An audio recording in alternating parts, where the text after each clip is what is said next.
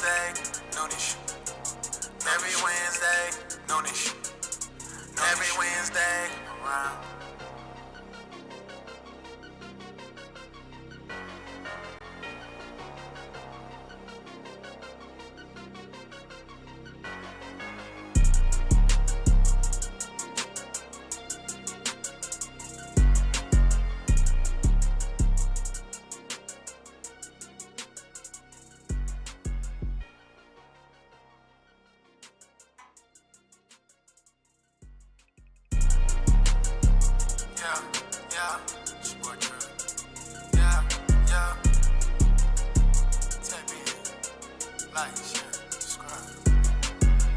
Noonish, noonish, noonish, noonish, Wednesday, noonish, noonish, Wednesday, noonish, noonish, Wednesday. J.A. he was major league, playing around with them bats. Aunt Kia OG, making plays on the track. Sports and technology, we mix it in with facts. Catch him every Wednesday to like double tap. Lot of interviews with ballers and them winners. Yeah, Jay on Notre Dame all winter. Giving that ism, no pretender. And if they wanna hear the real, I tell you to send them to noonish, noonish, noonish, noonish, Wednesday, noonish, noonish, Wednesday, noonish, noonish, Wednesday, noonish, noonish, noonish, noonish, Wednesday, noonish, noonish, Wednesday, noonish, noonish, Wednesday. Noonish, noonish, every Wednesday, noonish, every Wednesday, noonish, every Wednesday, around.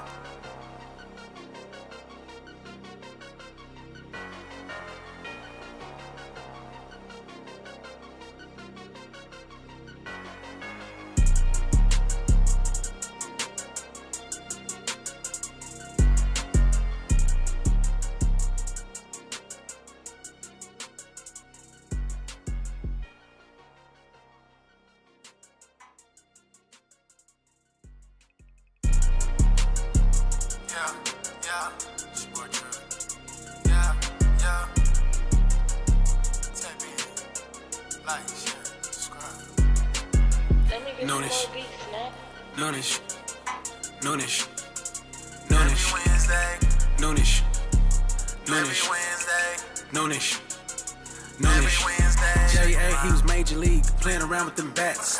Aunt Kia OG, making plays on the track. Sports and technology, we mix it in with facts. Catch him every Wednesday to like double tap. Lot of interviews with ballers and them winners. Yeah, Jay on Notre Dame all winter. Giving that ism, no pretender. And if they wanna hear the real, I tell you to send them to noonish, noonish, noonish, noonish, Wednesday, noonish, noonish, Wednesday, noonish, noonish, Wednesday, noonish, noonish, noonish, noonish, Wednesday, noonish, noonish, Wednesday, noonish, noonish, Wednesday. Noonish, noonish, noonish, every Wednesday, noonish, every Wednesday, noonish, every Wednesday, around.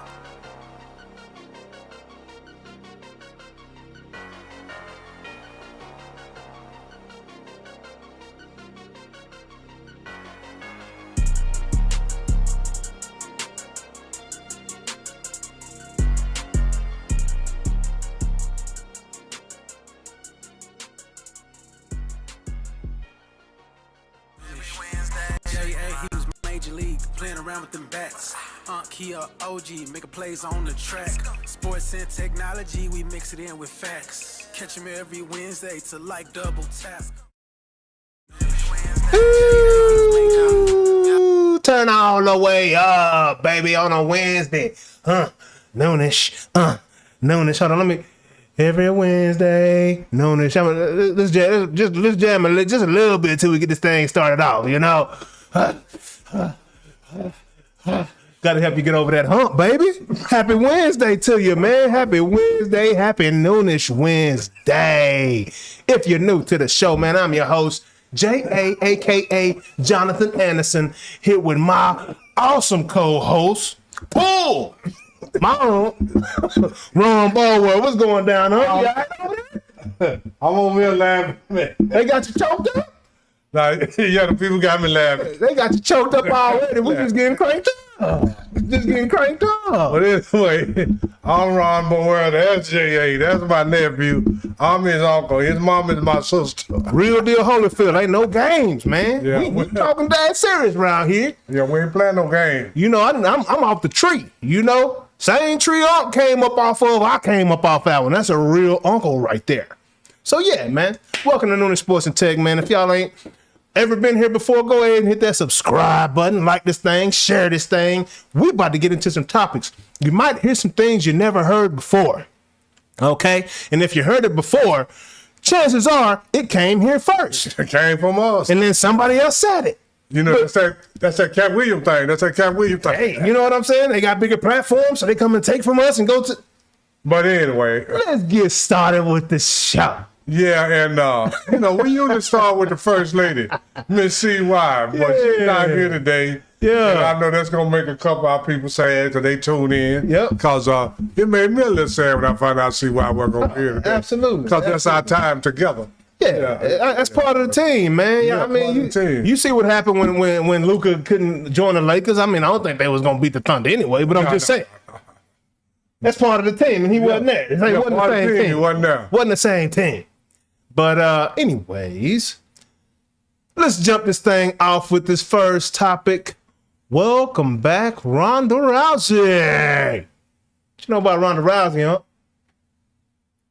huh? She back in the ring? Hey, she about to fight Gina Serrano. Legendary. Serrano. This is a legendary matchup right here. But this is the thing, Rousey been gone for about 3 years, ain't she? Serrano been gone longer than that. Serrano hadn't fought in probably like 17 years. It's been a minute, huh? Oh, well, yeah. She hadn't fought since she lost to Cyborg. So it's going to be a bunch of rust in the ring. Hey, man, it's going to be some rust, but that rust going to get knocked off real quick. And then, hey, this is one of those. Yeah, well, I probably got to go with Rousey, man. If she been gone that long. And she got to be quite a bit older than Rousey, right? She got that size and she got them hands. We see what happened when people start throwing them hands to Rousey. And they had that reach on her and she couldn't get in and she couldn't grapple. She couldn't kick. She couldn't get out the first round the last time we saw her fight.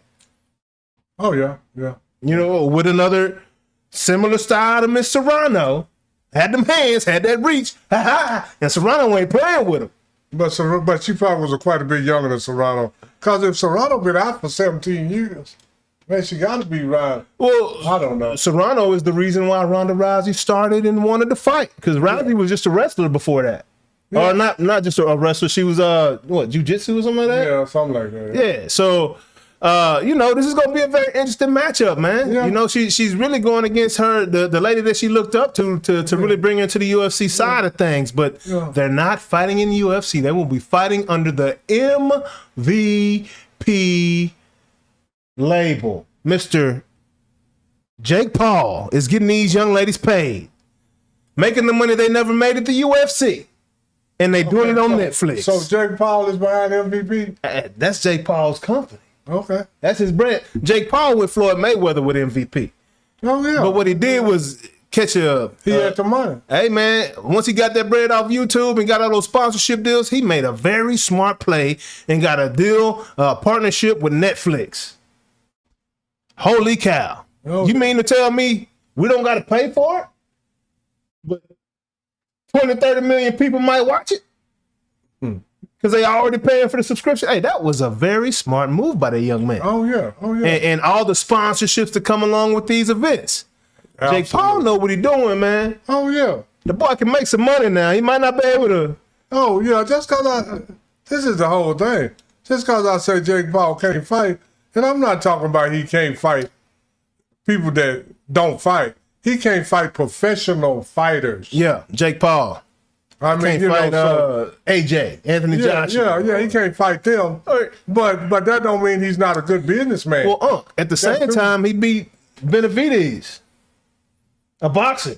in one of his previous matches. No, he wasn't at his best, and he didn't throw a fight. Didn't throw no real punches for the first 5 rounds. And he probably paid better to be there. So, yeah, because he probably paid him more money than he was going to get anyway. So he's like, let me beat up on you a little bit and get the win. I'm just saying. Yeah, but hey, because Jake Paul is known to do that. Absolutely. But what I love about Jake Paul, and when nobody's really talking about it, maybe they are talking about it, but I'm just not tuned into those channels, is how he's getting these dudes paid, man. And these men and these young ladies that have been fighting the UFC, regardless if they're out of their discipline, regardless if Tyrone Woodley is boxing instead of, I mean, he was a stand-up guy, brawler, but regardless if Anderson Silva is boxing, or regardless of Nate Diaz or any of these other UFC guys are outside of their discipline, they're still having the greatest payday they've ever received. You know what I'm saying? And I love the fact that Jake Paul is doing that for these people, because they really putting look, UFC is one of the most vicious sports. Oh yeah, it is. So to not be compensated properly, man, says a lot about the individual that's willing to put their body on the line for that. Yeah, well, to actually be in UFC, you have to have one thing: you gotta like to fight. Mm-hmm. I didn't say box. Fight. You gotta like to fight. Period. Knees, elbows. Yeah. Yeah. All that. So yeah, you got like to fight first of all. Yep. Agree with that. But yeah, man, shout out to these two, Ronda Rousey and Gina Carano, man. We're looking forward to watching y'all. Because this one thing about Uncle J.A., that Uncle love for people to get their money, man. Yeah. Uncle love for, and then do you know the best people that Uncle love to get their money? Who? It's me and you. Oh, absolutely, man. Hey, that super chat is open. I love to get his money. Trust and believe on that one. That super chat is open, Yeah. But we're going to keep it moving, and we're going to stay in this fighting realm. You know who else talk about getting that money? Hey, y'all remember this? This was one of the coldest touchdown celebrations I ever saw. And I'm not exerting much energy right now. You know what I'm saying? Johnny Manziel gonna try to fight who? Johnny Manziel. Nah, hey. You know what, Jay? I do have to admit, I didn't even look over the format. Yeah. What we call, I would have, I mean, I said, we're gonna talk about this, that. That's obvious, but Johnny Manziel is going to try to box. Johnny Manziel is in the ring. He's fighting a guy that's trying to box too. Bob Minery, who is a social media, one of the funniest cats. He makes some of the funniest videos that you'll ever watch in social media. You really don't even see his face. He's just doing, he acts like he's an announcer, right? And these plays go on, and he puts a different spin on the way that it's announced. Oh, okay. You know what I'm saying? All right. And it's hilarious. So him and Johnny Manziel is going to fight. Yeah, they're boxing on May 23rd. So that's a week from Saturday. Let me say it like this. When Charleston White fought the Island Boy, anybody can fight. Yeah, man. I'm just saying, not trying to be funny, because Johnny Manziel is more famous than Charleston White or the Island Boy. Hey. And this guy here, he's just as famous on YouTube. Probably sound like he's just as famous, because Charleston White on YouTube pretty famous. Yeah. But this guy probably just as famous, and then they go. So it's just two celebrities getting together to make some money. Oh yeah, no doubt. And one thing, just like they taking it back to the old school. They taking it back to the schoolyard. Nothing gets people attention like a fight. Say you can be doing whatever, you can be a ballerina doing the best work in the world on that stage. Nobody coming to watch, but let them know you about to fight. You gonna have people come tap in. Oh yeah. Oh, that started in elementary school. That's what I'm saying. Elementary. Hey, man, Ron and John gonna fight after school up under that peach tree. Down by that peach tree. Hey, everybody gonna gather in to watch. You can be in the 4th grade. You got the 1st, 2nd, and 3rd, and you got the 4th, you got the 5th and 6th grade. You got the whole school come to watch. Yeah. So they figured it out, man. Anybody that want to see Johnny Manziel get punched in the face, tap in. But they going next weekend. They going next weekend. Johnny Manziel pretty good athlete, that dude, man. I'm just saying. Might have some hands on him. Yeah. He probably grew up doing karate. I'm saying I ain't never seen no poor characteristics from Johnny Manziel. Oh, I haven't either. Yeah. I haven't either, man. Johnny, yeah, he might have them hands. Johnny, you know he a Texas boy, so yeah, and then you know he tough. yeah, and then look at his last name, Manziel. Go do the research on that.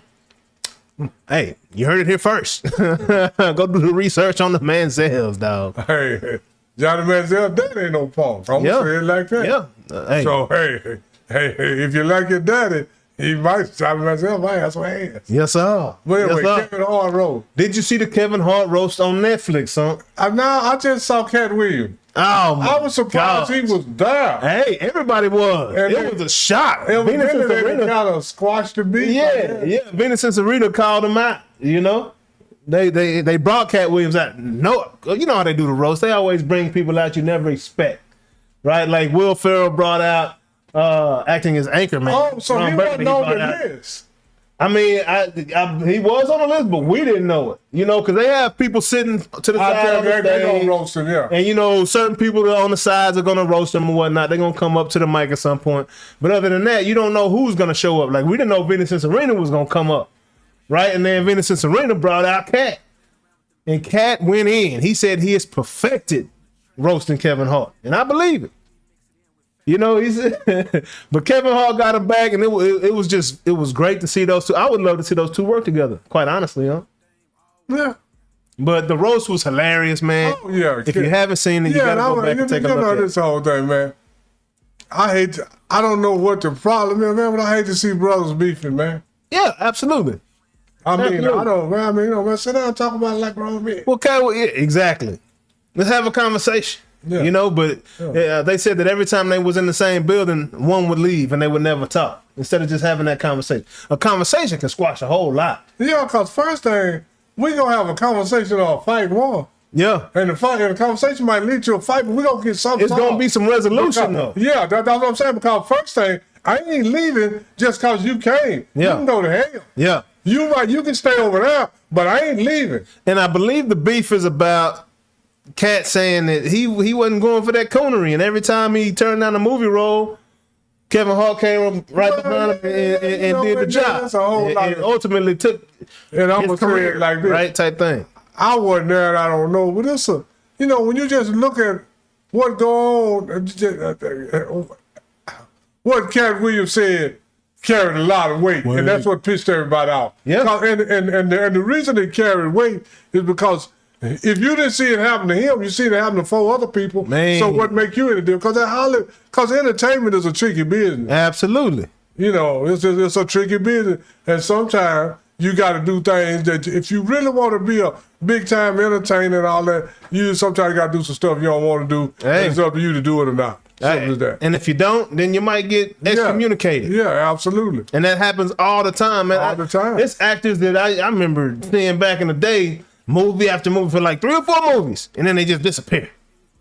They had like but they 2 won't- years. Yeah, because they won't conform to the Hollywood ways, so you got to get out of here. And it's not that they don't want to act anymore; they just can't get a job. Yeah, But you know, But anyway, that's a whole nother story. But anyway, I'm glad Kevin Hart and Cat Williams. Yeah. I don't know if they squashed the beef, but at least they can be in the same room and joke about each other. Yeah. So that's gonna lead. I mean, if you're a real comedian, got a sense of humor, you know, you kind of gotta, you know, squash some of that stuff. and I know some controversial topics that came out, but man, it's jokes. You know, I wish some of the jokes wasn't said, but hey, it is what it is, man. Like well, that's what the roast is about. It was some this is the whole controversy. thing. They got to If do you some think things, that you want to hear some jokes that shouldn't have been said, you better go listen to Richard Pryor and Red Fox. Because they said every. Oh, yeah. Say, man, I was looking at the Sanford and Son. yeah, Man, my ears almost started bleeding, man. Yeah.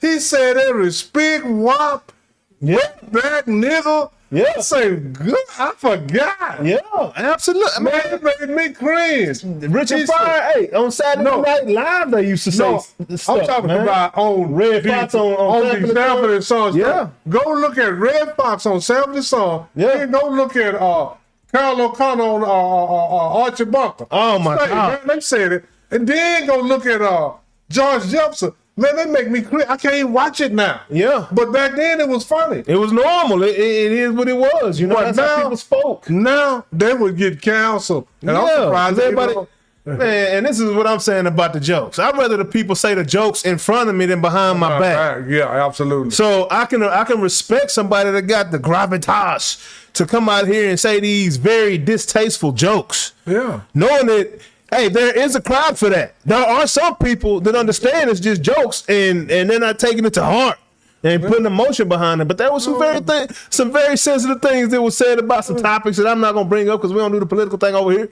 But there was some things that was brought up that seemed like it was just uncalled for and unnecessary. But it's a roast and it's jokes. And most of the time, there's no rules allowed. Most of the time, when comedians and stuff talk, they're gonna say a lot of stuff ain't necessary. Because I'm gonna tell you like this, man. What I would not do, I don't hardly go to comedy shows, and what I will not do is sit in the front.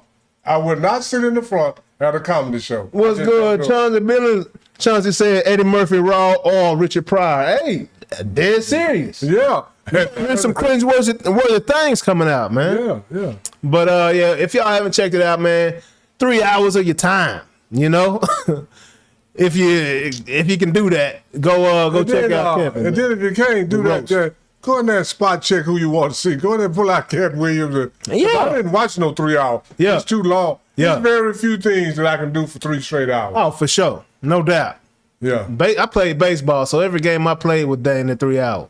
I mean, hey, but this is the thing. But every at bat was different. Every outfield was different. Absolutely. The game was the same, but the situations were different. Absolutely. Yeah, and that's why I like sports, because it's every second stuff is changing. Yeah. Really every split second. I appreciate the invite. I can't jump on right now. I appreciate it though, you know. But hey, y'all keep tapping in and messing with us, man.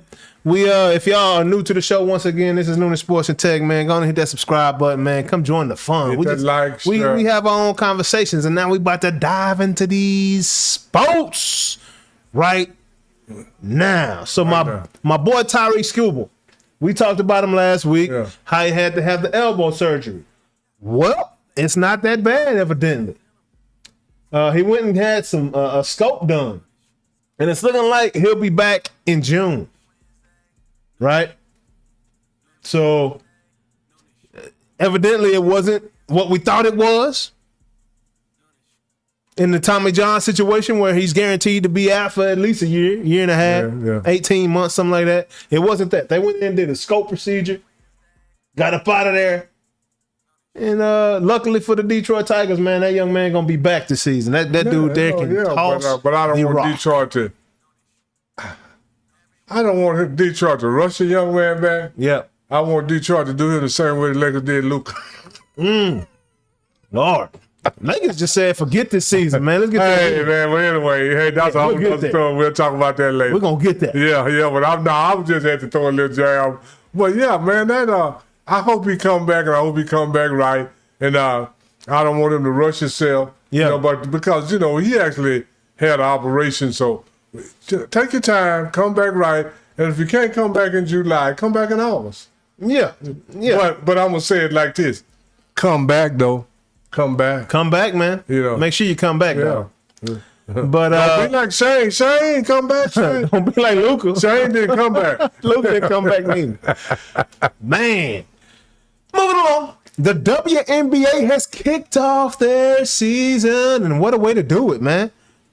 Great game this weekend between between the Dallas Wings and the Indiana Fever. Huh?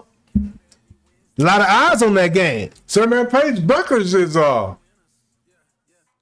cold. Taking over. Hey. I've seen her on 2-3 commercials. I'm just not talking on the court. She taking over in the media, too. Yeah. That's all I'm saying. But 2.5 million viewers for a WNBA game on a Saturday. Yeah. Hey, solid. Yeah, solid. That was intentional. Yeah, absolutely. And guess what happened? Them Wings. Jameis Winston. Them Dallas Wings won, bro. Hey, we're gonna change just like pluckers. Hey. Yeah, 107, 104. We'll give you the bird. Hey, and they put on a show. It was a great game. They did, man. 107, 104. The Wings came out with that dub, man. Hey, for a moment there, they looked like they was about to go undefeated until they played their next game. But staying on Paige and CC, there is a debate out here now. Now, if y'all remind, I wish I had a button. I should have got the clip and just put it up so we can play the. I'm gonna start doing that. Get the clip from when we said this before. We tried to tell y'all Paige Beckers. And J.A. said it point blank. Was better than Beckers. Was better than Caitlin Clark. She's always in high school. She's always been better than Caitlin Clark. Until the year she missed. Until she missed a year. Then when she came back. Yep. She was in college. Won a national championship. Yeah. Yeah, she won a national championship. And now it looked like it started out. It looked like that Paige Beckers is the better. Now, do she shoot threes? Yeah, she can do that too. She but can. But that ain't not like Caitlin. No. She don't shoot threes like Caitlin. No. But she do so much other stuff. Man, she is a baller. Yeah. Paige Beckers can go, huh? Yeah. Like, and it's fun to watch. Because Paige Beckers. But it's been that way. Yeah. You know, Paige Beckers, the only thing, this is what Caitlin did. Caitlin went to Iowa. Paige went to UConn, a factory. Caitlin went to Iowa, a place where she could stand out, and she absolutely did, to a point to where she's got a beautiful Nike contract right now. Yeah. And her own logo. And she can play like hell. And she can ball. She earned it. Yeah, now she earned it. Yeah, I'm not saying she didn't earn it, but what she did was go to a place where she could absolutely stand out. Paige went to a spot where she was around other studs and she won her stars. You know, the studs on the court, stars. You know, please don't miss. Yeah, But this is the whole thing. So no, I'm saying like, so she kind of blended in more. She didn't stand out. She didn't get the popularity, the notoriety of bringing the Iowa team all the way to the NCAA championship game. Yeah. Like she didn't do that work. But this everybody is the was on whole the CC thing. train. But this is the thing about going to UConn. Everybody that go to UConn is a star. But when you can be the star among stars, now you done did something. And she did that too. And that's what Paige Beckers did. Yeah. She became a star among stars. Yeah. So when you can become a star among stars, that's harder than, I mean, I ain't trying to be funny. It's harder than being, let me tell you like this. Being the big fish in the little pond is harder than being the big fish in the ocean. Absolutely. Simple as that. And UConn is the ocean. Iowa is the lake. Yes, exactly. So when you can be the big fish in the big pond, that's you did something, right man. there, That's all I'm saying. I ain't That's trying to knock nobody, but it's a lot easier to be a big fish in a little pond than it is to be a big fish in a big pond. Absolutely. And UConn is the big pond, and Paige Beckers was the big fish in the big pond. Absolutely. And say, and that ain't no knock on Caleb. In our opinion, we ain't switching nothing up as far as the game of basketball is concerned. Paige Beckers is the better of the two. Now, Caitlin is the more entertaining, maybe to watch. Maybe. She's the more popular of the two. Had been.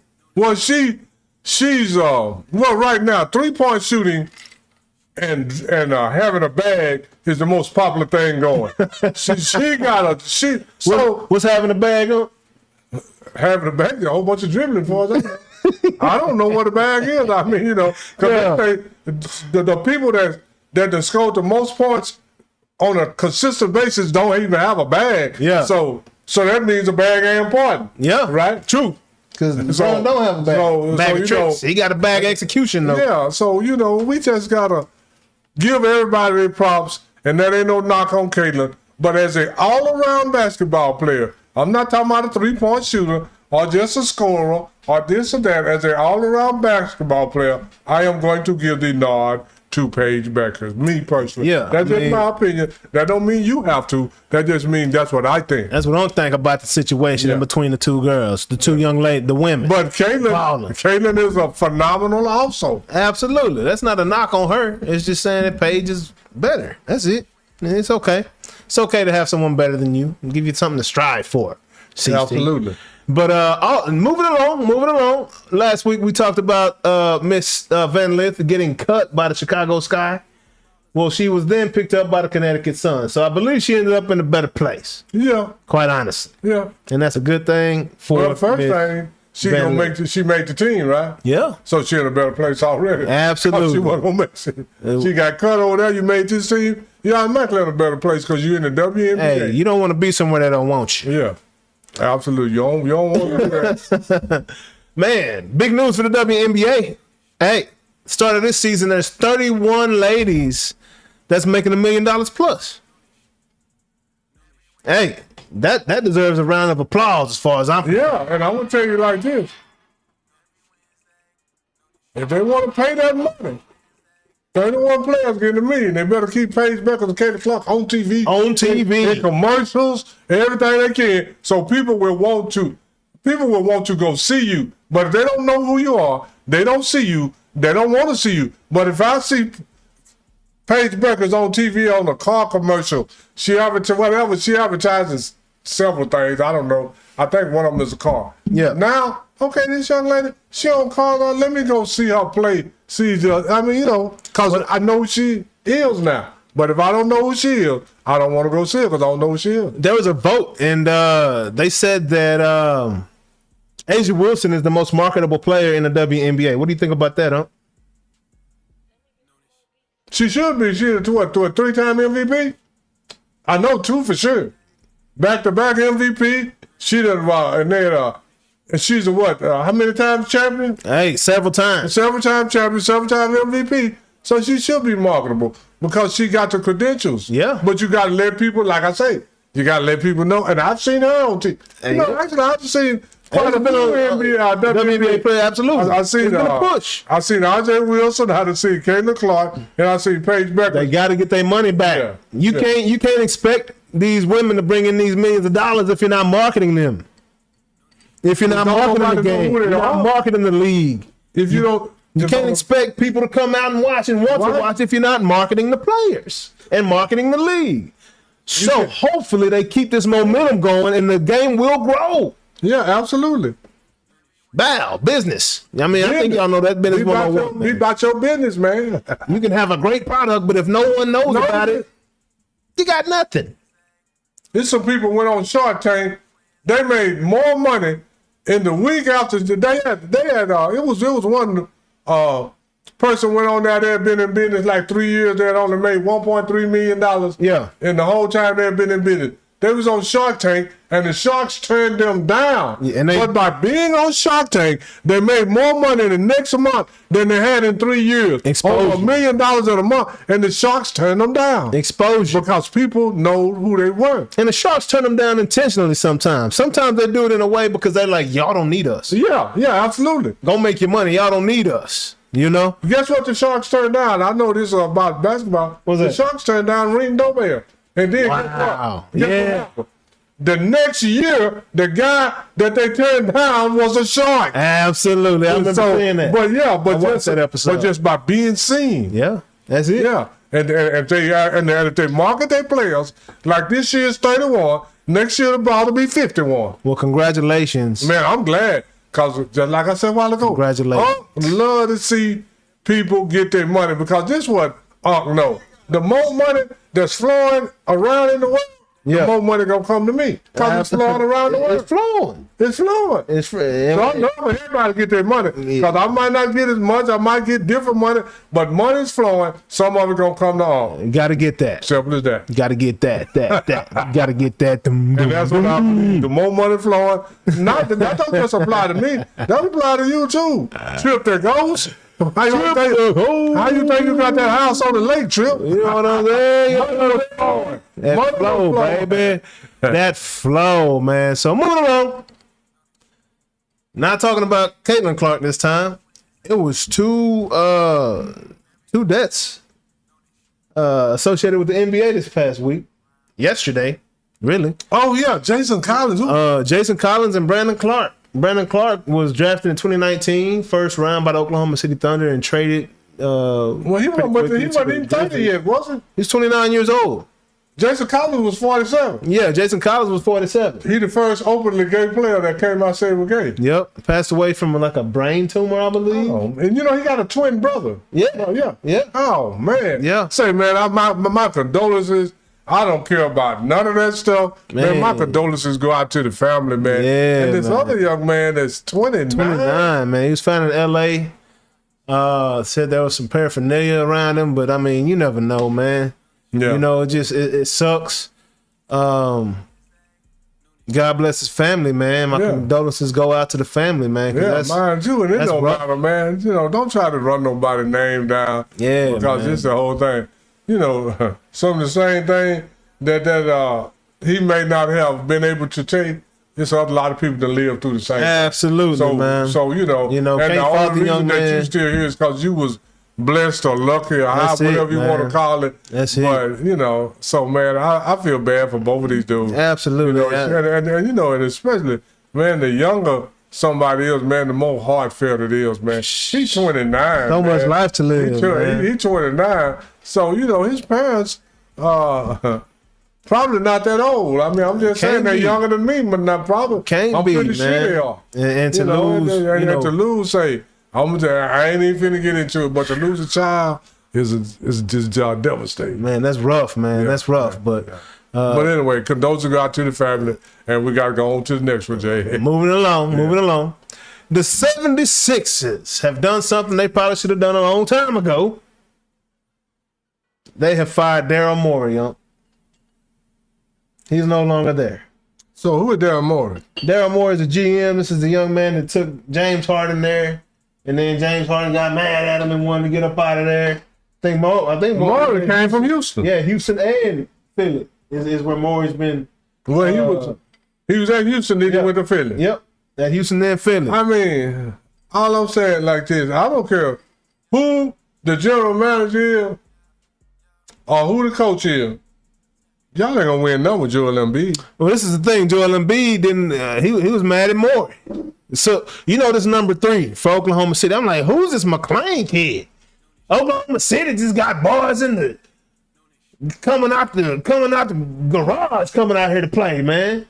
They just got him stacked up back here. Yeah. So this McClain kid, second-year player. The 76ers traded him and didn't receive anyone back. What is that called? Giving him away? Trading him to Oklahoma City this season. And didn't get nothing back. Nothing. And the boy shoot like Curry. Quick trigger, pure. McClain, the little Curry had? Number 3, yes, sir. The one that came in and hit them hitting buckets. Did them last 2 games? Buckets. Them last 2 games, he came in the fourth quarter, hit 4 threes in a row. Wet McClain. Pause. Boy, wet. Well. And Joel Embiid, he's a second-year player. Joel Embiid pissed off they just gave him away for nothing, basically. It's like, bro, like, we could have used that dude. Clearly. I don't want to see him take 4 shots. Well, that says, that boy crazy with it, man. That says a lot about OKC, too. We're going to talk about that later, too. But that says a lot about OKC. It sounds like a plant. Morey should have been gone. And the only thing I can say about Morey, he should have took over Joel with him. Man, oh my gosh. But yeah, they got rid of him, man. I'm never happy to see anybody get fired, man. That's not but I'm just saying, if you're going to leave, you know, it's just always good to have some company. If you're going to leave, take Joel with you. Y'all can ride down it and cry on each other. No, I'm just But moving along. Austin Rivers and Draymond Green. We talked about the beef last week. We talked about, Austin Rivers going in on Draymond and Draymond reminding him, hey, I averaged about as much as you did in high school, Austin. High school? What this guy? Hey, let me tell you. Hold on, Jay. Let's talk about what they did in high school. Let me tell Draymond this. Patrick Beverly averaged 37 in high school. What you talking about high school? The only person that you can bring up in high school career is Kareem Abdul-Jabbar. He lost 1 game in high school, 2 in college. Yeah. I mean, I'm just saying. But you gonna bring up high school? Man. Come on, man. Who beat Kareem in high school? I can't remember, but he still won 3 or 4 state championships. Was it somebody that was cold? I'm guessing it was somebody cold. I don't know. Well, it's a game. Player? Well, they lost 1 game. I don't know who beat them, but and in college he lost 2. But anyway, Draymond, this is what I want to say. Draymond and Austin Rivers going back and forth. Yeah. And I would love to see them play. Yeah. Oh, yeah. So Austin has challenged him to a 1-on-1 game. Who you taking in that game? I'm taking Austin Rivers. Absolutely. What? See, and this is what Draymond gonna get his ankles took. Yeah. Messing with Austin Rivers, man. And then, last week, me and you, a couple people got in there, and one dude said, that's the craziest take I ever heard, that Draymond Green is not a Hall of Famer. And this is the thing, Jay, Hey, it's a lot more people that agree with us than don't. Yeah, but it was Like 10 to 1. But this is the whole thing. See, this is why I keep telling people about I'm not judging people against my imagination. Yeah. Okay, Draymond, if you're an all-time defensive player, I go back to recent history that maybe not that recent, but some history of some all-time defensive players. And the only people that I can say that Draymond can compare himself to is Ben Wallace and Dennis Rodman. Ben Wallace. That comes to mind. And he was the third of those three to me. Let me say, he was of those three, he's not third. He ain't even on the list. Yes. I thought it was just 3 people on the list, huh? No, it's 3 people we talking about. Draymond ain't on no same list with Dennis Rodman and Ben Rodman. Because, and I'm gonna tell you why. See, you have to do something generational to be a Hall of Famer. You have to do something in your generation. Okay, let me tell you what Dennis Rodman did in his generation. Yeah. Dennis Rodman was a 7-time rebounding champion. He was a 2-time defensive player of the year. Yeah. Yeah. So Dennis Rodman did some... He was number 1 in the stat for a long time. He dominated. And then in offensive rebounds, and I'm going to put some context to the offense, Dennis Rodman is number 2 in the history of the NBA in offensive rebounds per game. Moses Malone, number 1, Dennis Rodman, number 2. But I got to put some context to this. In 1972 and 1973, offensive rebounds became a statistic along with steals and block shots. Yeah. All those came in 72, 73. So this is why y'all need to tune into this show, because we give y'all information that other people not doing. That's when that came in there. So when they say that, then the history of the NBA, the history since then, but before that, we don't know what happened. But this is the thing. All right, Dennis Rodman was 7-time rebounding champion, was a 2-time defensive player of the year. Okay, let me go to Ben Wallace. Ben Wallace was a 4-time defensive player of the year. He led the league in rebounding twice, and he led in block shots once. He's the shortest player, 6'9", that ever averaged 3 block shots a game in NBA history. So Dennis Rodman is the second in all-time offensive rebounds per game, 7-time rebounding champion, 2-time defensive player of the year.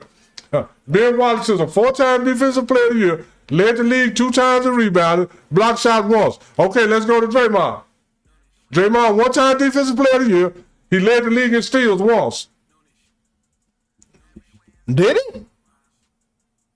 He led the league in steals once, and he 1-time. Did you hear all the stuff I named for them other 2 guys? Yeah. So you're not in that category. You have to doing something 1 time in a whole career. Ben Wallace in a 5 or 6 year period, he was a 4-time defensive player of the year. Led the league in blocks and rebounds. He did all this stuff.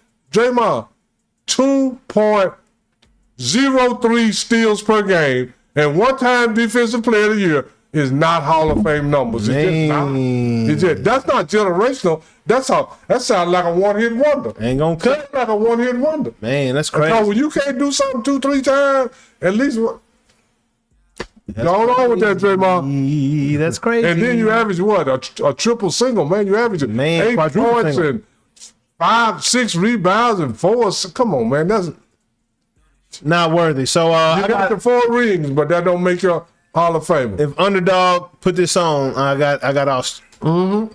That's all I'm trying to tell you. I'm gonna bet on Austin. That's all I'm trying to tell you. Let me tell you a story. Moving along, so the NBA lottery just took place, and the Washington Wizards came out with that first pick. Do you think that's gonna help them at all? No. I know they need it. No. But it ain't gonna help. Washington's a terrible organization.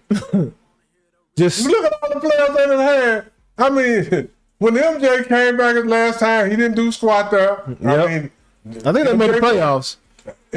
They made the playoffs. No, they didn't. They didn't? No. I thought he took them to the playoffs. No. Neither team done for 2 years. They didn't make the playoffs in that time. Look it up.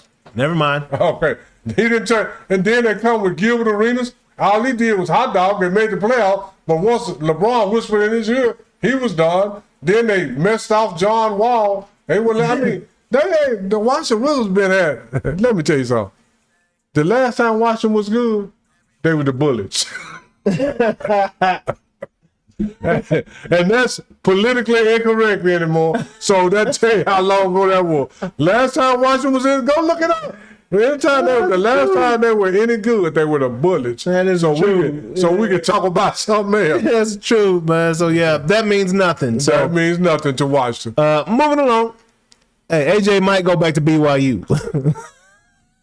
I would. He making $4-5 million over there. He making $4-5 million in NIL. That's bad news. That's almost rookie contract money. Yeah, man. So Go back to next year to somebody else get the number 1 pick. So LaMelo Ball had a son, huh? And he named him LaJuan. What do you think about the name LaJuan? And congratulations to you, Melo, man. That's a blessing right there you got, bro. That's a very interesting name.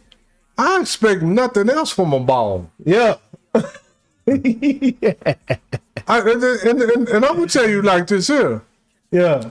Everybody can feel how they want to, but me, Yeah. I love LeVar Ball. Yeah, absolutely. I love LeVar Ball because you know what he have done? He have promoted, stood up, fought, and did everything for his 3 sons. Absolutely. It used to be a show on TV. Yeah. You don't remember this? Yeah, I know what you're talking about. The ball, like Ball Brothers, whatever it was called. No. What show you talking about? No. My 3 songs. That's what I'm talking about. Well, it was him and No. Okay, I don't remember that one then. No, this is Jay. You weren't even born. Okay, I'm thinking about that reality show. Let me tell you something. Believe something I tell you. You don't know this. I told I said, Jay, you don't know nothing about this. He got to go home and ask his mama. And she telling about My 3 Songs. Yeah. We were looking at this as kids. There was a show called My 3 Songs. And that dude was all about his 3 songs. Gotta love it, man.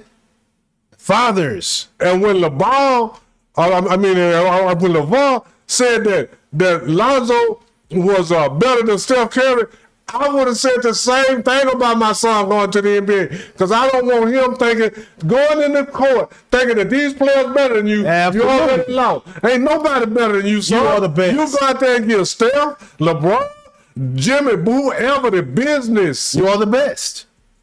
Nobody's That's better what than fathers you are the do. best. That's what Absolutely. fathers do. And I don't care what Absolutely. nobody say. I don't care.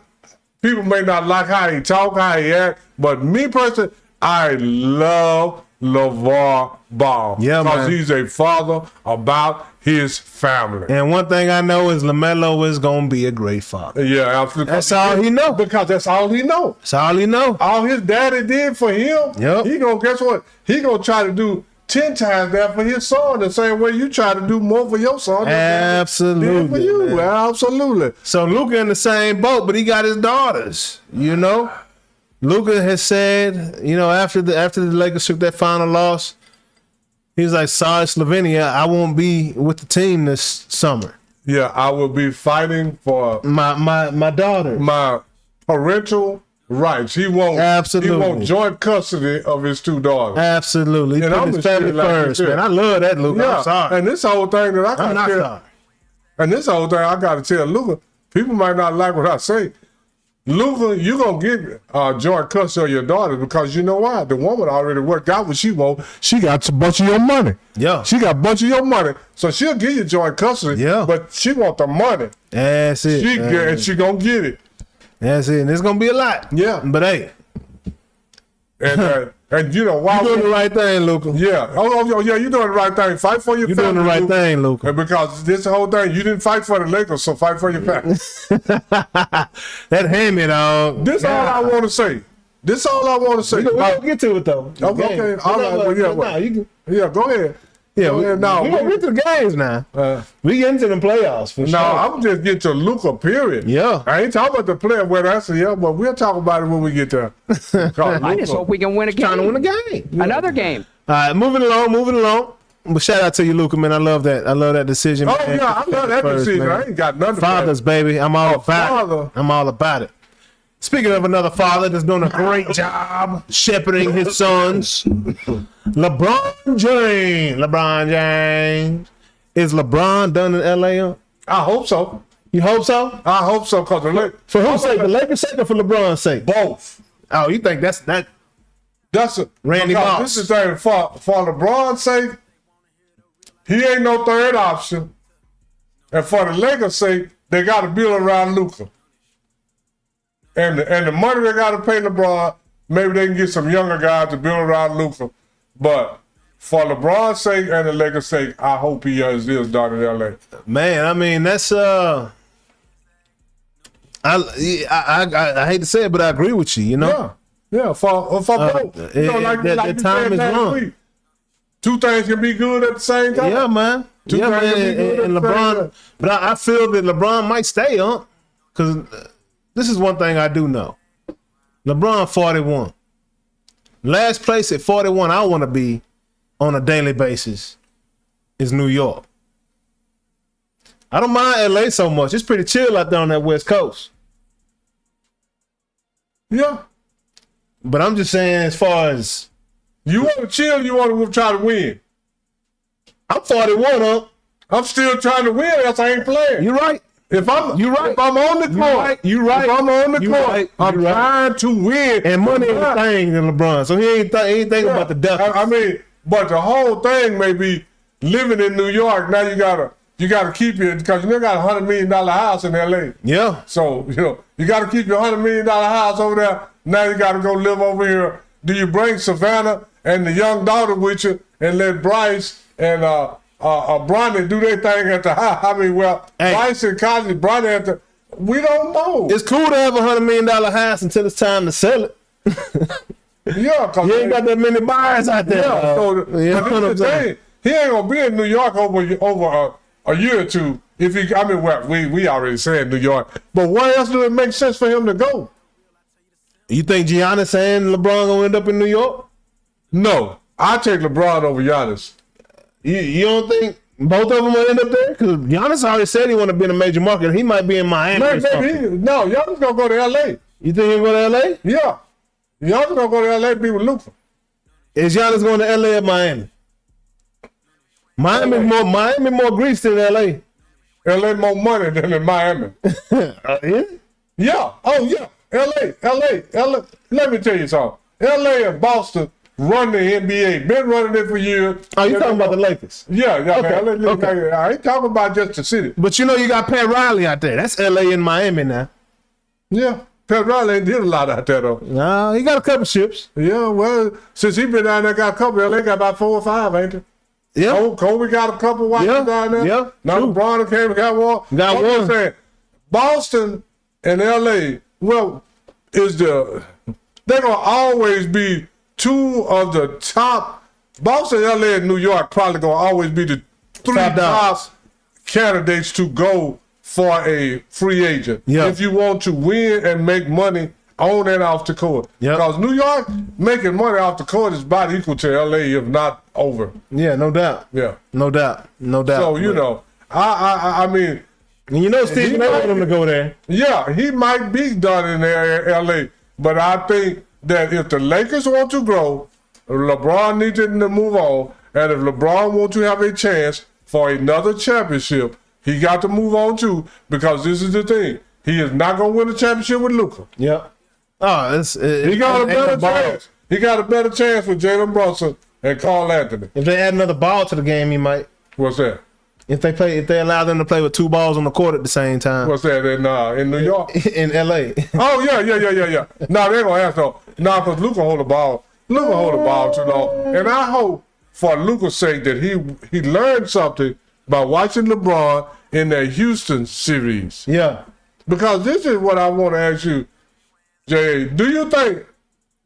Okay, LeBron was the third option in LA. So do you think LA's second option could have led them to their Houston series victory No. without LeBron and Luka? Absolutely You not. think Austin Reeves could have done that? Absolutely not. Do you think Luka could have done it without Austin Reeves and LeBron? Maybe. He would have had a. He would have won 7 games. I mean, yeah. Because Luka, whatever Luka had on offense, he give it back up on defense. Well, Luka had Kyrie. No. So I'm saying here in Dallas. Yeah. So Luka was never doing it by himself like that. Yeah, that's what I'm saying.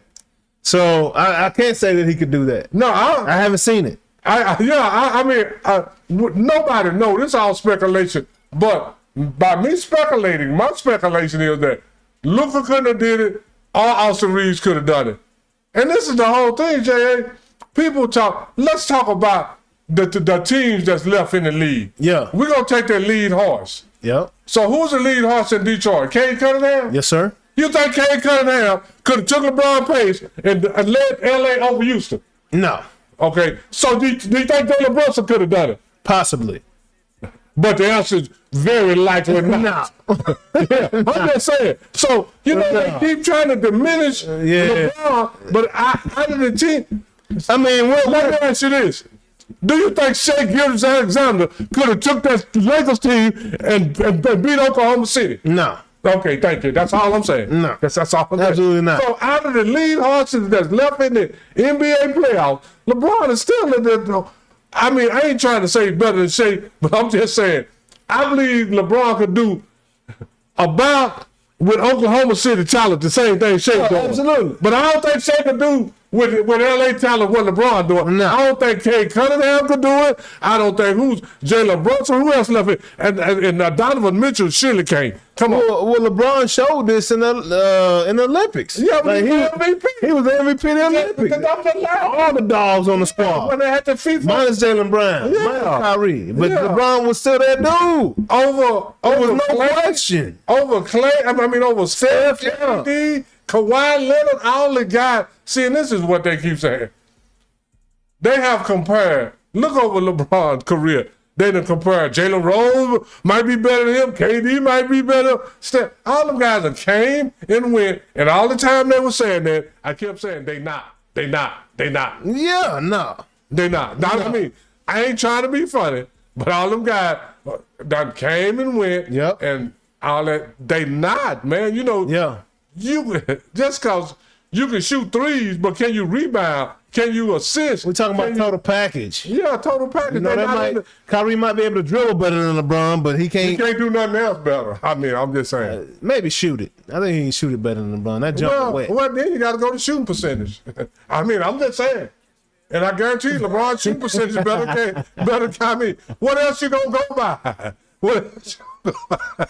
I mean, you look good doing stuff, but you ain't getting the results. Yeah. It is stats and facts. Yeah. Out there to back everything up. Numbers don't lie. People do. Yeah, that's facts. That's facts.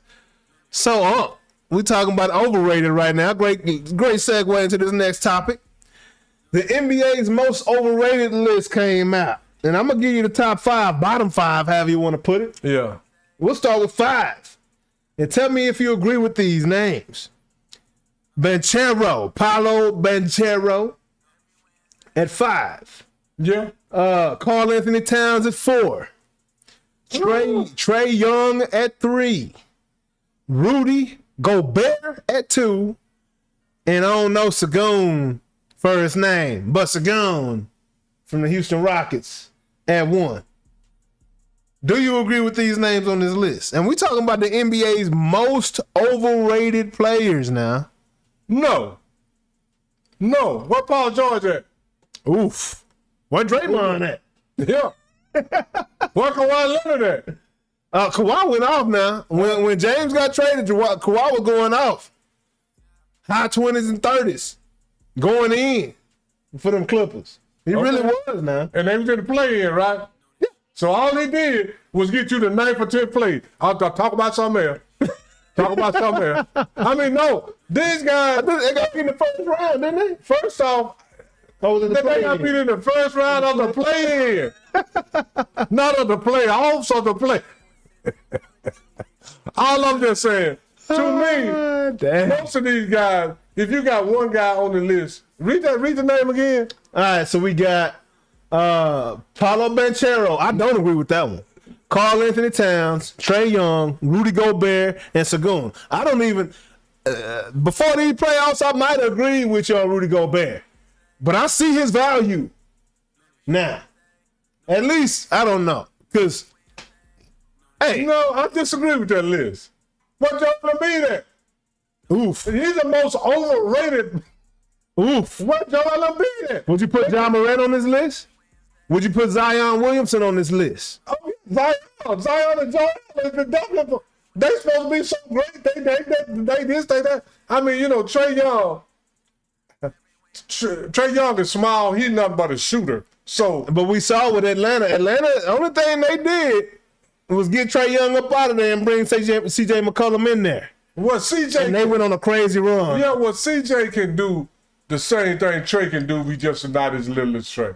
What about AD? Yeah, that's what I'm saying. See, first off, half of these guys ain't never been rated, as far as I'm concerned. I mean, when you say overrated, Zion Williams was the #1 pick. He was the next generational player. He ain't doing shit. Yeah. AD. So you saying these guys never really had high expectations like that in the first place?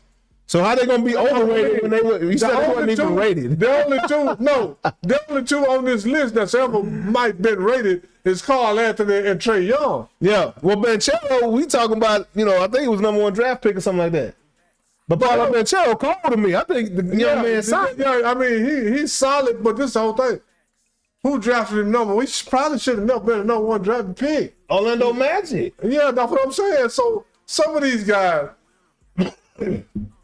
compared to Zion Williams, Paul George, and Joel Embiid, them guys have never been rated like that. Yeah. And where's all the people are like, they're at home watching like these guys are. Yeah. No doubt. So, No doubt. Joel Embiid is supposed to be the best thing since sliced bread or whatever. Yeah. You know, all that, man, playoff Paul. And when they start calling him that, I'm like, Playoff P is a big disappointment, man. Playoff P is a big disappointment. Those three, playoff Paul, Zion Williams, and Joel Embiid supposed to be on that list, man. Will Come Klay on, man. Thompson be on this list? Are the expectations? Who? Klay Thompson. No, stop that. Oh, Klay time is okay. bad. Klay time. All right. No. I'm just asking. No, stop that. I got to ask now. No, don't put that on Klay. Klay time was in 4 championships. Yeah. What about guys like Levine? Zach Levine been barely above average anyway. Ain't never. Just got a big contract though. He's one of the highest paid dudes. Awards. When we talk about Jason Tatum, when we put him on that list. You know, I had a homeboy back in East Dallas. He used to say something. He got a lot of fights about this, and most time he got beat up because he used to tell people that's how dumb of you. You gave Zach Levine a big contract. That's dumb of you. Yeah. I would have never gave. Come on, man, stop. Yeah. That. Yeah. What exactly? I mean, I'm just saying. Dunker. Yeah. Dunker. But Zach Levine ain't never been he gonna guide his team to championships. He's the most dominant. He's a big man, can shoot threes. All this. Joel Embiid. So on the Playoff Paul. I'm sorry. I'm sorry. And Zion Williams need to be the top 3 on this list. Yeah. Top 3 on this list. Yeah. You can't go get a guy that's been not really rated like that. Yeah. Because half of these guys, come on, man. So on the flip side of this, one player in all the NBA who's the most underrated player in the league. Right now? Yeah. Oh, you talking about in the past? Right now. LeBron James. Most underrated? Yeah, because I sent a list to you yesterday. They got people thinking that LeBron James played terrible and Shea played great. But when you look at their numbers side by side, LeBron got a better shoot percentage. Trae outscored about 1.5 points. Shea? Yeah, I mean, so this is what I'll tell people all the time. Cause when I sent that to you, it was surprising. Yeah. Shea shot 47%. LeBron shot 50%. Man. All that LeBron and Shea, the only category that Shea was in scoring by 1.5 points, and then he had more assists than LeBron. And the only reason that he had more assists than LeBron, because Austin Reeves shot 25% from the 3-point, and his players was hitting. Yeah. That's If it. Austin Reeves and Marcus Smart and them would have hit their shots, LeBron would have. Wouldn't have had as many attempts. Yeah, he would have had more. He would have had everything in front of Shea except for 1 point some points. Yeah. So, Man. you know, they can have people think, man, this is a team game. That's the only way to get an assist. Yeah. And Somebody got to execute on the other end of the pass. Yeah, and that's why I think right now in the NBA, they try to put assists over rebounds. Think about it. You can't do that, though. About assists, you ain't doing nothing but giving it to me. When we talk about individual effort, when we talk about individual effort, you can't put an assist over rebound. Assists right now, and I got my reason that I think they do that is because all of the guys on the rebound list is from the 90s on back. So they don't want to make it seem, so they diminish the 80s. Because if you notice, when they talk about all the great statistics, they never bring up who got the most rebounds in the NBA playoffs, who got the most rebounds. And you know what it is? Will Chamberlain, Bill Russell, and Kareem got all the rebounding records, and Dennis Rodman and Moses Malone, they got all the rebounding records per quarter. I never thought about this, because that's why they don't talk about rebound. Because this is the thing. Think about this. They don't even hardly talk about the 80s and 70s. No. They just talk about the 90s on forward. Absolutely. They try to play because it's too much stuff that will never be. Until we saw putting stuff on blast and putting stuff out here for the public to learn and know about. Only until recently have I heard people bring up the 60s, 70s, and 80s in conversation.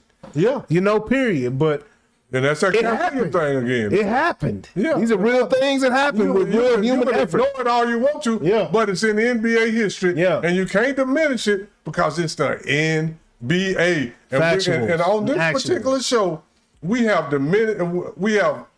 debunked all the theories about, oh, the NBA is taller now, it's faster now. It's not.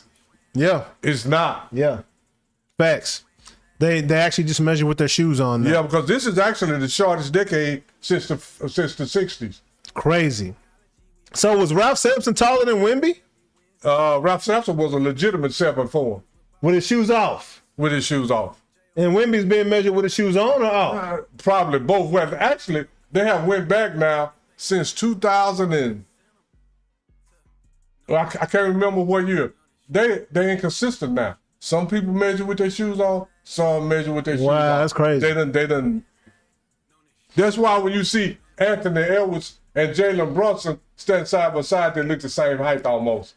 Yeah, gotcha. And because Jalen might have been measured with his shoes on, and Anthony with his shoes off. Yeah. The fact that Ben Wallace was 6'9" blew my mind when you mentioned it because he played so much bigger than that. Yeah. And he had the big fro. You'd have thought Ben Wallace was 6'10", 6'11" easy. 6'9". He's the shortest guy ever had. That's crazy. Yeah. That play is special. So that's why generational. That's why I put Draymond in the category with guys that got a single-digit scoring average, but then they did so much other stuff past that. Draymond. Yeah.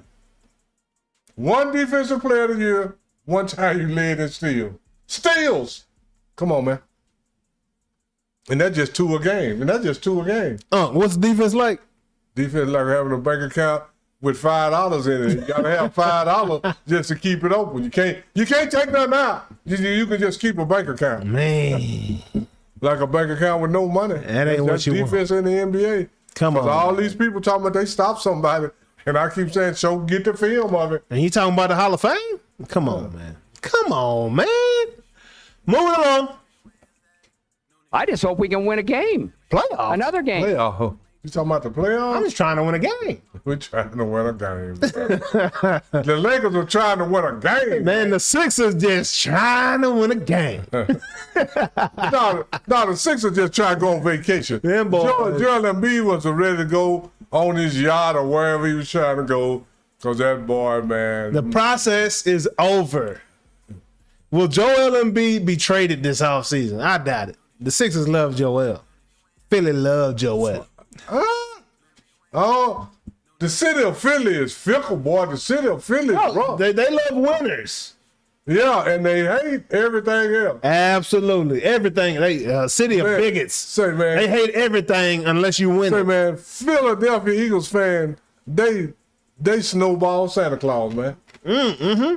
And they cheer when Michael Irvin would land on the field with a neck injury. With a neck injury at the end of his career. Philly, say, man, if you ain't, Philly worse than Dallas by loving Wenham. If you ain't no winner, Philly don't give a damn about you, man. Hey, Philly fans are brutal. Yeah. But hey man, I don't know what happened to the Sixers because just last Wednesday we were praising Joel Embiid, saying, "Oh my gosh, No. Don't say that we shit. Oh, I was. You got a frog in your pockets? I was. I ain't never praised Joel Embiid. We're just talking about the fact that when he came back That's what you said. to that previous series, Don't pull it up. I ain't saying, okay, say it. Shit. over the Celtics now. They put the Celtics out, and we was praising them for doing that. Joel played very well in that series, and as Mazzulla said, he was the difference in that series. That's what we talked about last week. Sports is all about what have you done. This is what I said about. What's that? I said Boston. Remember, Jay, I said Boston and Philadelphia was playing hot potato. Yeah. And Philadelphia had to hot potato when the clock expired. Yeah. Because they both tried to give it back to each other so many times. I ain't praised nothing. Joel Embiid couldn't even handle. Say, man, Joel Embiid couldn't even handle Jaylen Brown. Jaylen Brown played solid defense on Joel Embiid. Joel can't move his bottom half. So his feet. If that was a real image of his knee online that's been circulating, if that's real, his knee is out of there. Huh? Man, his feet is so slow and cumbersome. Man, that's how I feel about Karl Anthony Towns' feet. Well, but feet too big for his body. But this is the whole thing. Karl, that's another story. We'll talk about Karl. Karl got skills. Yeah, Joel does too. But Joel is slow as Dickens, man. Yeah, he can't move. He can't move. The tree trunks. And then he might have, through the injuries he's had and all that. But me personally, I have never been a fan. Only thing I have ever seen Joel Embiid do through his career is dog Joker. Man. He loved seeing Joker. Yeah. But other than that, if you're not the Joker, Joel Embiid, you can go in there and wear him out. I mean, I don't know any other center that's dominant over Joel Embiid. Any other center? That's what I'm saying. I'm talking about center. Joel might be the best center in the league. So who else is in the conversation? It ain't that many. Yeah. I'm just saying, Joel might be the best center in the NBA. I'm gonna say it like this. That's like a dinosaur. That is a dying position. If you ask me, if you say, do you want Rudy Gobert or you want, I'm gonna take Rudy Gobert. Why is that? Because you know he gonna be there. Yeah, he gonna play. Man. He gonna play. Joel gonna play. And he got $5 in his bank account. Your best ability.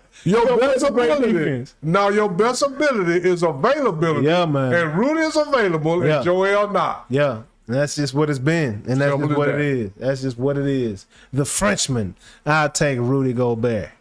But man, Joel got skills though, so I don't know. Oh, hey, he got skills, but they ain't never available. Let me tell you like this. You can have a car, but you don't never drive it. Yeah. You ain't going nowhere, right? Facts. He got skills, he ain't never used them, so he ain't going nowhere. He at home, ain't it? Yeah. Got that pretty Ferrari just sitting in the garage. Yeah, man. Yeah, it's all good. I'm saying. That's all. So moving on to the LA and OKC series, the next sweep. Oh, yeah. Took that broom out on them boys, flying on it like a little witch around this hole. Huh? Oh, absolutely. Say like flying back on them boys. What did I say? The Lakers trying to win a game. Man. I said from the beginning, the Lakers will do good to get a game. They're not going to win the series, you know, and this is it's a team game. Man. It's a team game. I felt like they gave it away. When I saw them boys sit Rudy Hachimura on the bench when they had the opportunity to tie the game at the end of regulation. And Rudy Hachimura, their best three-point shooter in this game to this point. In this whole series. Got him on the bench. Not this series. Yeah. In the Houston series also. In the playoffs. I'm just trying to win a game. And then Austin Reeves shooting 25% from threes.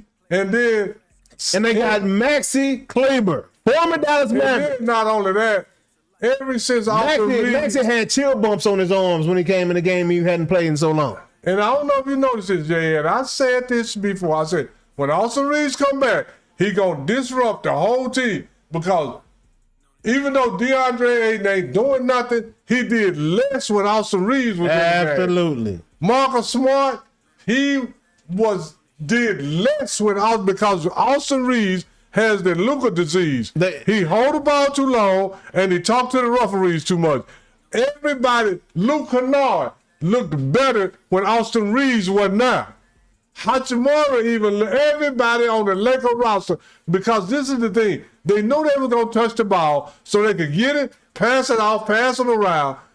But once Austin Reeves came back, oh, I got the ball, I better shoot it now because I might not get it again. They knew what to expect with LeBron in the game. Expectations is everything. Yeah, they knew that I'm going to touch the ball. We're going to be and I'm touch it, and I'm going to touch it in a good situation, not for LeBron, but for me.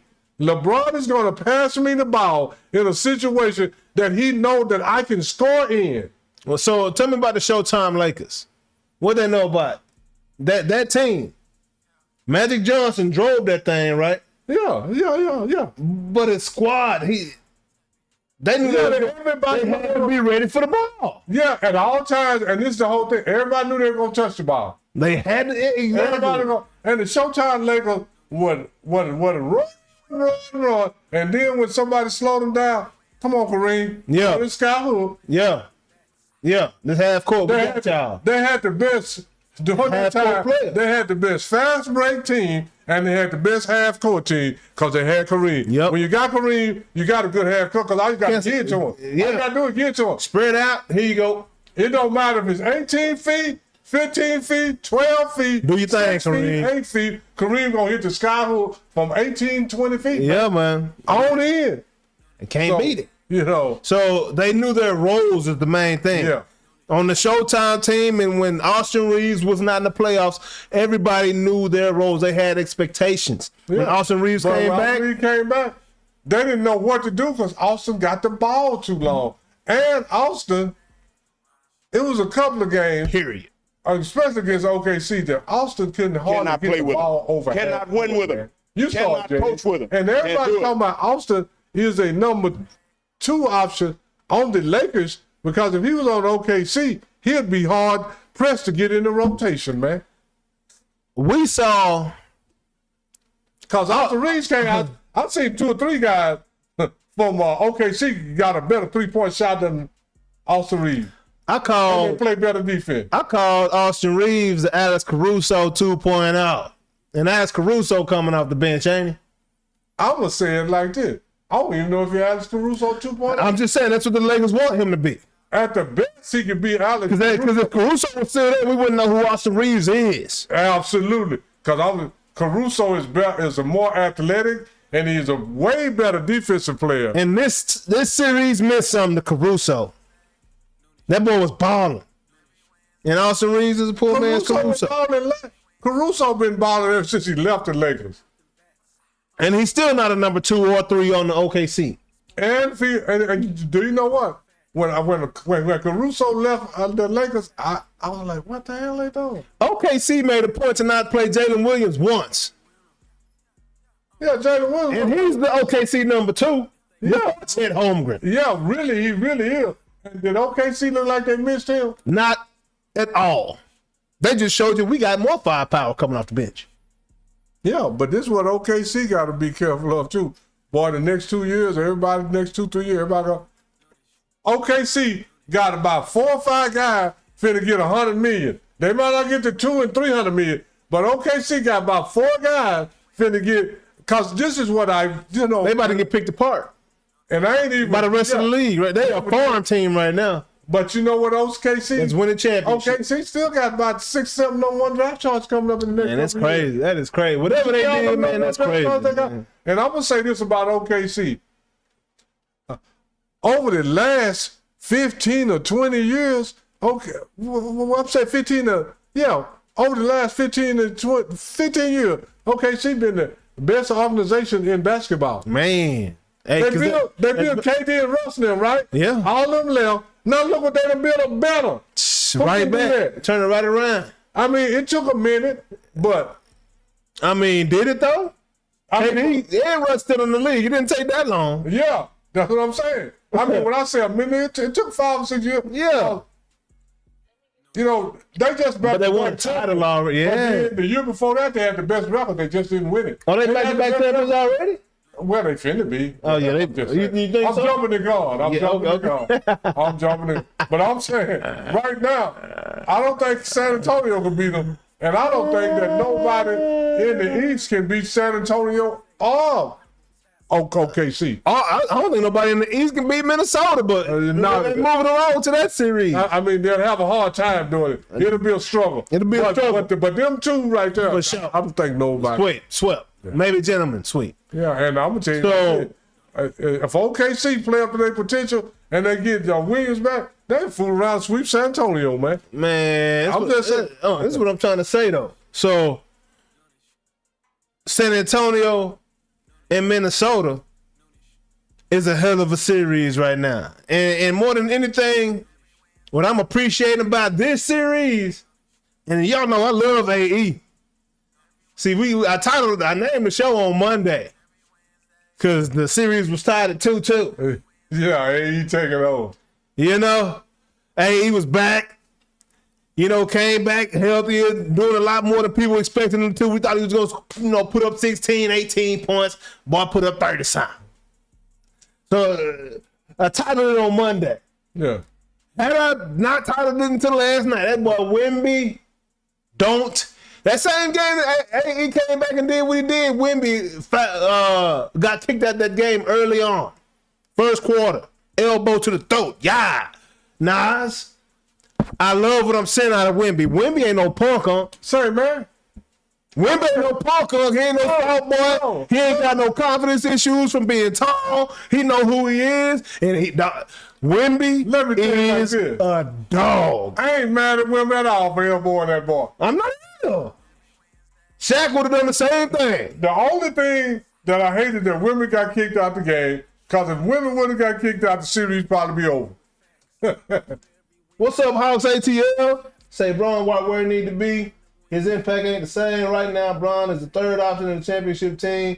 Cat the best center in the East. Showtime Lakers was a problem, especially WNBA, Byron Stop, etc. Appreciate you, Hawks Atlanta. I hope you subscribe, bro. This is the kind of interaction we love, bro. My bad for just not seeing this right now. This is why OKC got all them draft picks and them first round picks in the G League. Just what exactly, bro. OKC, bro, they got them in the stable waiting, dog. The only thing that I disagree with him is that LeBron James ain't no third option. He's not. I mean, because this whole thing, look at the Lakers.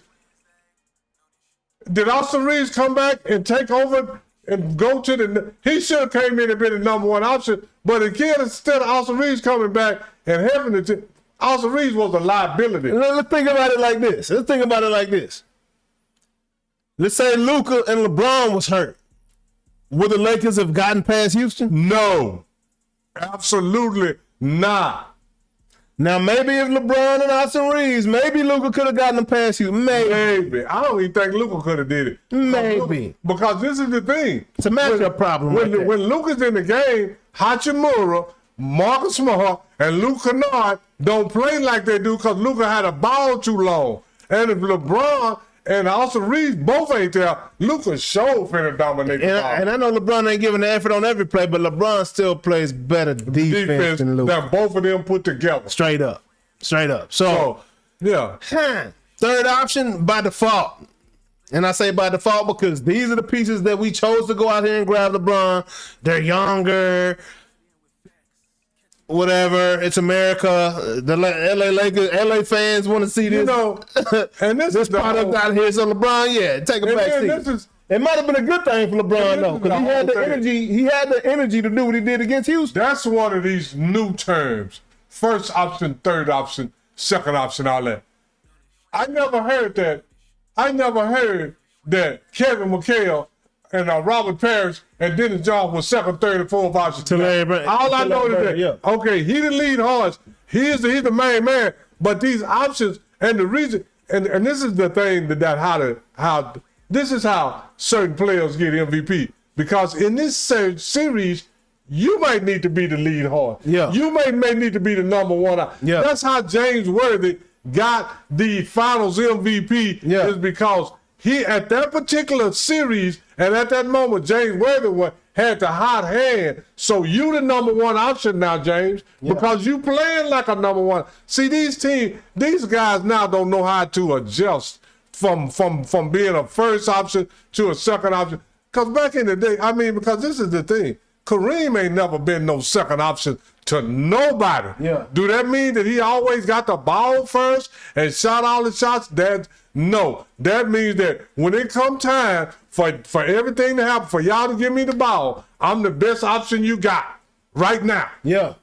See, and all that, a lot of this stuff is new. And that's what hurt these teams too. Oh, you the first option. You might not be the first option tomorrow. They made championship teams. You know, I ain't hear the Celtics talking about options. I ain't hear OKC talking about options. I ain't hear the Nuggets talking about options. It's an MVP every season, but we don't hear these people talking about options. Yeah, we don't hear about it. And all that's some of that new stuff. First option, second option, all that two-way player. Because we didn't even know that it was, we just knew there was basketball. Yeah.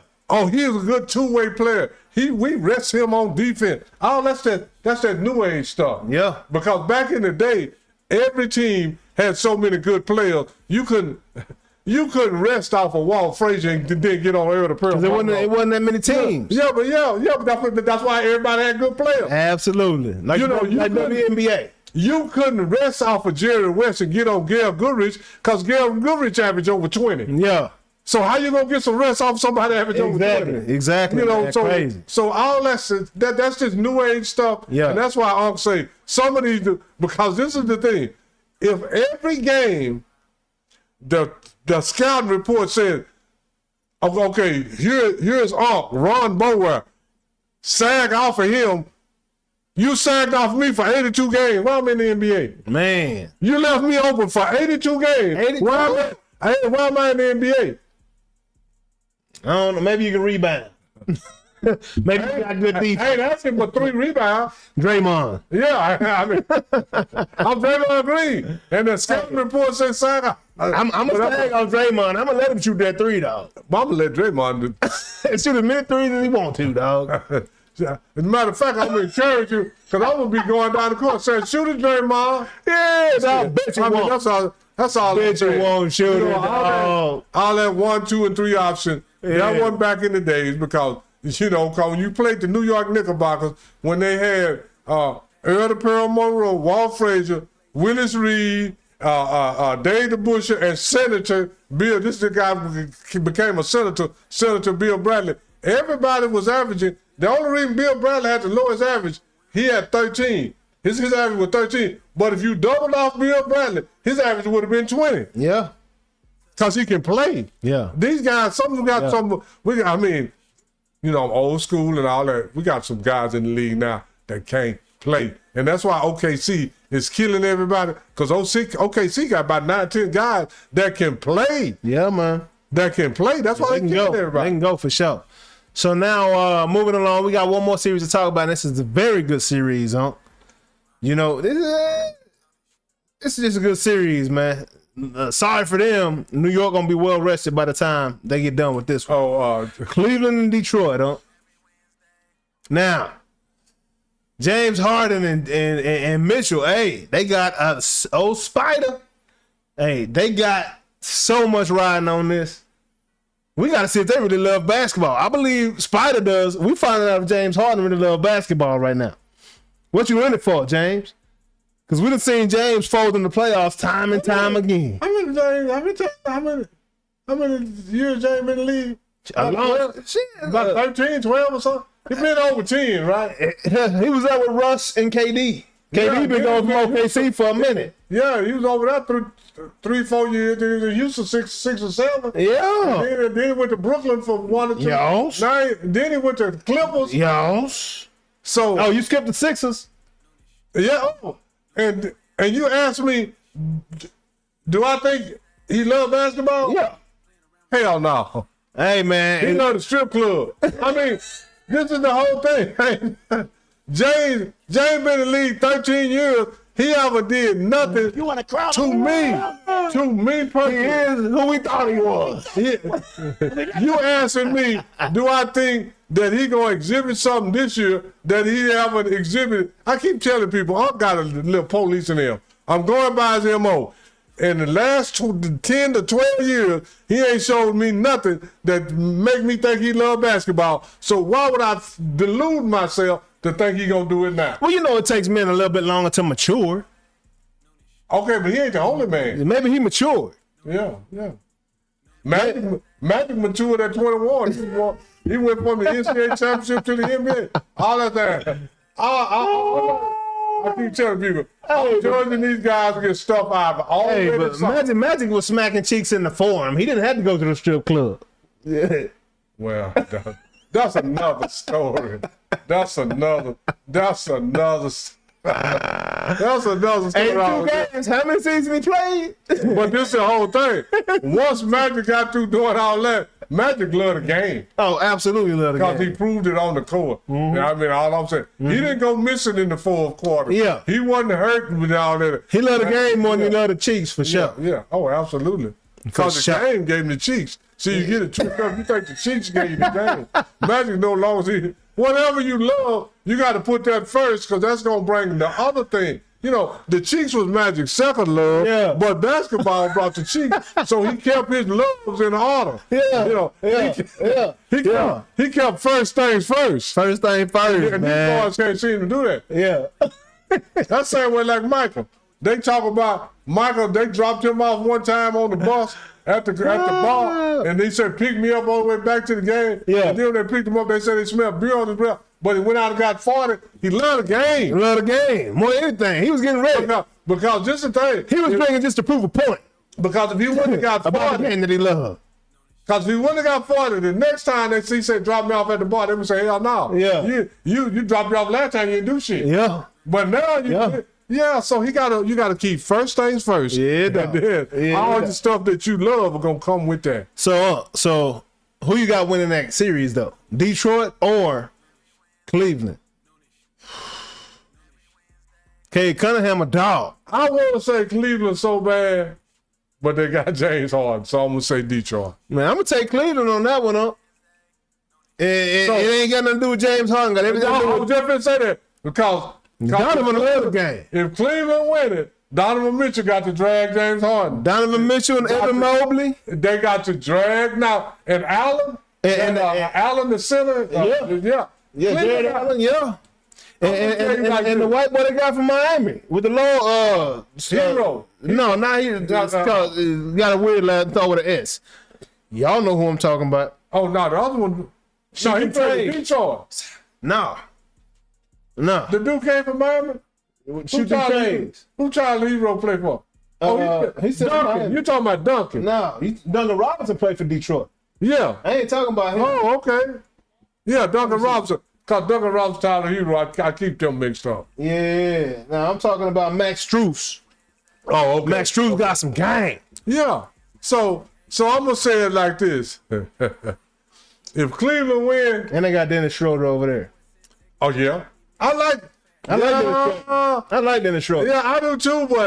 But you got James Harden, man. That's all that. All I'm gonna say it like this: Dennis Schroeder, Donovan Mitchell, what's his name, Jared Allen, and Mobley, y'all got to distribute that weight evenly. So absolutely, because y'all got to carry James Harden because he ain't gonna do shit. I'm just saying he ain't did nothing in all these other So I years. won a bet the other day, right? And I'm gonna tell you how this bet went up. So Donovan Mitchell at halftime had like 4.6 points at halftime. I was like, God, dog, he got to score like 27. Donovan Mitchell did what I thought he'd do. He was who I thought he was. He scored 39 in the second half, tied a playoff record. Yeah. Okay. James Harden, I bet that he would score under 24.5 points. The fourth quarter started, he had 24 points. I had complete confidence. I told my girl, James Harden don't score in the fourth quarter, babe. And you won the bet. Done. Absolutely, I won that bet. James Harden don't score in the fourth quarter.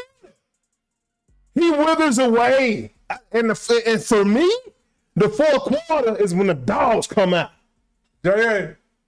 So you saying the same thing I'm saying a different way. Absolutely. Donovan Mitchell, Allen, Mobley, and who else we call? I call Max Dennis Schroeder. Yeah, Dennis Schroeder.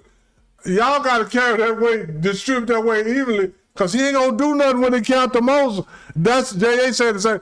Y'all got to carry, back to what I'm saying. Y'all got to carry some dead weights. Hawks Atlanta say, they got to carry the same weight. So that's why I'm telling y'all, distribute it evenly so it'll be easy on everybody to carry that weight. My boy Hawks Atlanta 678 said, Detroit offense needs to supplement Cade literally.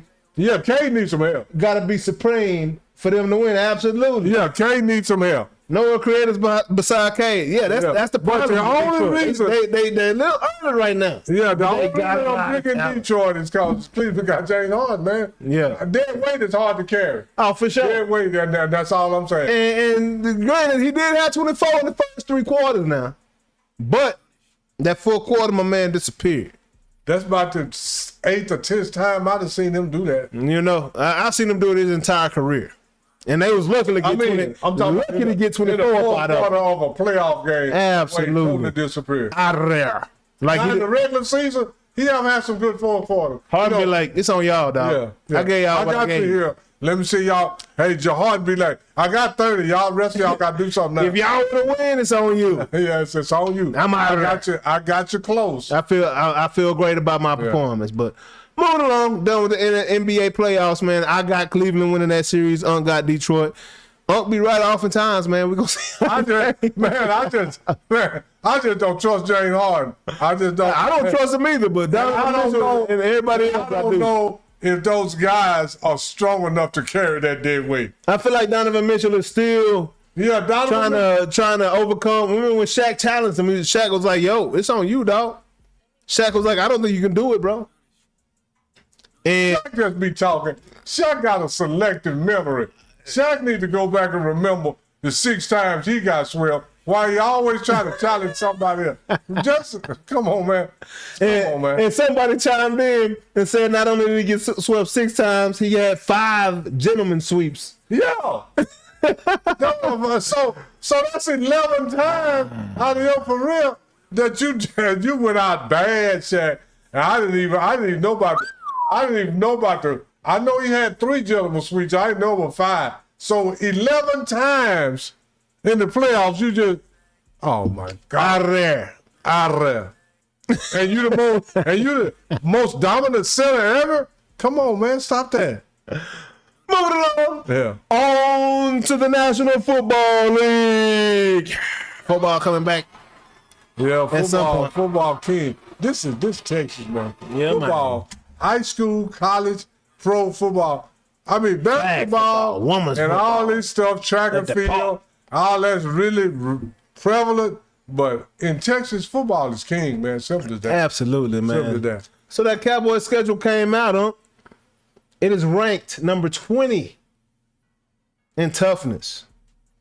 Do you expect these Cowboys to make the playoffs with the roster they have put together to this point? Have they done enough to make the playoffs this upcoming season? Well, I'm going to tell you like this. Every time they say Dallas got one of these weaker schedules, and yeah, they can make the playoffs. yeah. Now they can do pretty good against the weak schedule, huh? I mean, but this is the thing. They say every time Dallas got the weak schedule, but somebody else played a very similar schedule to Dallas, and they don't do quite as good with the same schedule. For sure. So Dallas, anytime I'm gonna say it like this: when Dallas got a prolific offense, they'll make the playoff, because this is the thing. Dallas ain't never had a, everybody say Dak ain't a Super Bowl quarterback. I'm going to say it like this. Dallas, since Dak has been there, they haven't had a Super Bowl offensive line. They ain't had a Super Bowl defensive line. Yeah. They ain't had a Super Bowl linebacker crew. Yeah. They ain't had a Super Bowl secondary. The only 2 positions that we had, well, when Zeke was young, we had a Super Bowl caliber running back. Yep. A Super Bowl caliber 1 receiver. Then we got 2. But you need a quarterback. But this is the thing. to throw to the receiver. But this is the thing. Everybody say you need a quarterback. So I want everybody to sit here and look me in my damn face and tell me Aaron Donald is better than Dak Prescott. And Aaron Rodgers? I mean, Sam Donald.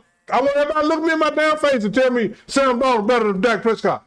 Sam Darnold better than Dak Prescott. You don't know football. He been better than Dak Prescott, like back to the page breakers and Caleb Clark. No, he's not in high school. No, he haven't. Yeah, he has.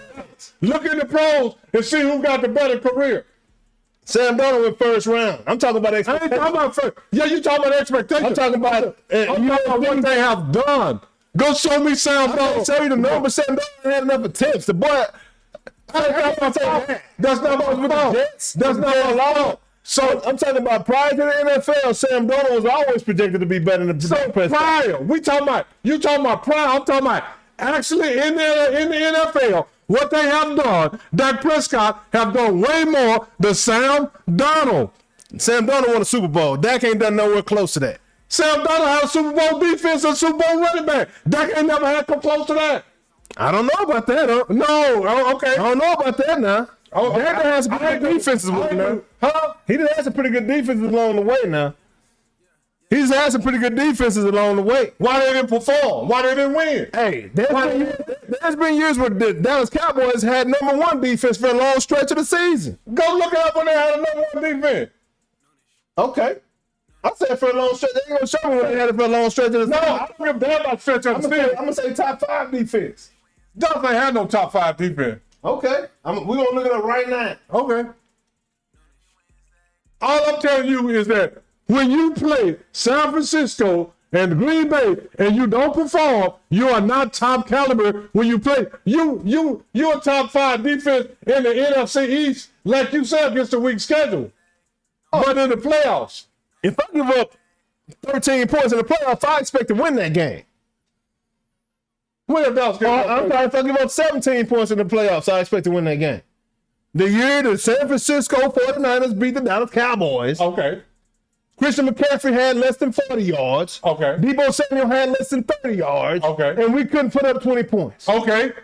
Go look it up. Dallas Cowboys had 2 fumbles by their wide receivers in the red zone against the same team. And this is the year I was talking about. In 2023, the Dallas Cowboys had a top 5 defense. Okay. During the NFL regular, that's the season I'm talking about. Okay. And Dak Prescott threw the game away. Go, J.A. Threw the season away. Go look in 2023 how many fumbles Dallas Cowboys, CD Lamb, what is it? Go look, see how many fumbles their wide receivers had against that. They had 2 fumbles by the wide receivers in the same year in the red zone, J.A. Dak also had 2 interceptions in that game. But this is the thing. You blame it all on that. But if your wide receiver fumbled at the 13-yard line and the 19-yard line, that's 2 possessions that you could have scored. It's not Dak's fault that CD and Amari Cooper fumbled against San Francisco. What that's got to do with that?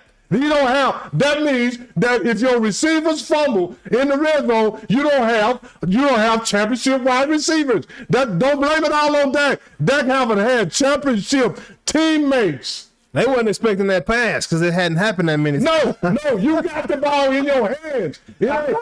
It's not like they knocked it out. No, you had it in your hands. What does that have to do with that? You caught it, now you got it. You didn't expect it, but you got it in your hand. Every time the Cowboys lost to San Francisco in the playoffs, their receivers fumble on the other side of the 50. So it's not just that. I ain't said that. I never said it was that. That's all I'm saying. You may not be a championship quarterback, but you ain't got no championship receivers and all that either. So I don't know what we talking about. Do you think Dak is a Super Bowl caliber quarterback? I'll tell you this here. If he would have been on Seattle Supersonics Seahawks, he would have won the Super Bowl last year because he had running back, wide receiver, and he had a different coach. He had a different coach. I don't know if Dak can throw them balls to Sam Darnold. Sam Darnold didn't throw no damn ball. Go look how many yards. He had the top receiver in the league. How many yards he throw in the Super Bowl? I don't know the Super Bowl, not that many. 100 and some yards. That was a defensive game, though. Yeah, that's exactly what it was. A defensive game. So if Dak let the defense win, any quarterback can let the defense win, you gonna tell me that Dak ain't better than Trent Dilfer? Shit, don't tell me that. They about the same. No, they not. Trent Dilfer ain't did shit. It was a different game, baby. Trent Dilfer had Warren Day and Mike Allstott. Okay, that was the game may be different, but that don't mean sorry is sorry. You won with your defense. You won with your defense. You can go look at Tom Brady. He got 7 Super Bowls. 4 of them was won with defense. Because Tom didn't play that good. And Julian Edelman was the one throwing Super Bowl quarter. Yeah. But yeah, with defense. So if Dak would have had a Super Bowl defense and just handed the ball off, he probably would have won too. He had Super Bowl defense 1 year. Because guess who was it? No, he didn't, because they didn't win the Super Bowl. They should have. The only time, but it wasn't only Dak's fault. It was the receiver's fault. Zeke didn't do shit. All that. Let's bring that up. And then not only that, go name all the time. We can go all the way back to DeMarcus Ware. DeMarcus Ware ain't got no sacks in the damn playoffs, and neither does Michael Parsons. They do all that shit in regular season, but when you need them in the playoff, because I seen Trent Williams whoop Michael Parsons like a stepchild. Absolutely. But then the week later, I seen beat the brakes off the man. Then I seen 2 weeks later, I seen them beat the brakes off of Trent Williams. Yeah, Kansas City beat the brakes off of him. Whooped him like a stepchild, but he whooped our players like a stepchild. Yeah. Come on, man. It's more than that. Oh, yeah. I never said it was Dak alone. Dak would have had some of the defenses that Sam Donald and Trent Dilfer and them had. If Dak would have had the Ravens defense like Trent Dilfer, he would have won too, man. Come on. Dallas haven't had a Super Bowl team. It takes a team. It's not just that. I ain't seen no Super Bowl receiver. I was thinking about Brandon Johnson when I said Warwick Dunn and the boys. But yeah, Trent Dilfer did win that thing with them Ravens. I was tripping out a little bit right there. Yeah, there's a lot of quarterbacks that's been average winning Super Bowl, but they had the players around them. Just like last year, Sam Donald had the players around him because he just left. Somebody just let him go for nothing. Yeah. So if he was that good, nobody wouldn't let him go for nothing. But he went with a team that had 21 other good players. All I got to do is come fit in. Minnesota let him go. Yeah, Minnesota let him go. And they wish they didn't do that. What did he do for Minnesota, though? He didn't win no Super Bowl for Minnesota. Nah, 14 wins in the regular season. But he didn't win the Super Bowl. Near. No, nothing. Because he had a defense. He had a... Who was the MVP of the Super Bowl? Kenneth Walker the third, yeah. Kenneth Walker the third, whatever, the running back. That boy in Kansas City. Yeah, now with Egg Bieniemy and Pat Mahomes. Yeah, Kansas City gonna be trouble. But anyway, they gonna be hell this year. The Cowboys got a chance to make the playoffs. Now we'll have to see. I can't wait to see Kansas City this year. All I'm gonna say, if the Cowboys make the playoff, and then Pickens run down there and just stick his hand out like he did a couple times last year, because it was last year was a few balls Pickens didn't even go for. Now if you get in the playoffs and do that, don't say it's Dak's fault. Hey, you see why? The Cowboys had no plans to sign that man long term, so why? I ain't gonna get on that side of it. I get you. As an athlete, I wouldn't sign you. I'm trying to catch everything. As a manager, I'm not gonna sign you to no long term, but at the same time, because you got a 3-year history of not a 4-year history of not acting right. You ain't acting right for 4 years. Now you want me to pay you like you've been acting right. This is only Pickett's 3rd year was last year. He ain't been in the league that long. Okay, well you got 3 years of bad acting. But he wasn't bad last year. He was straight. They had to sit him down one day because he was at the strip club getting his hair curled. He was at the strip club getting his hair curled with CD Lamb. Or the beauty shop or wherever they was at. Getting them curls like Shirley Temple in their hair. Getting them colors and them beads, boy. What's going down, dog? Rainbow Bright. Rainbow Bright.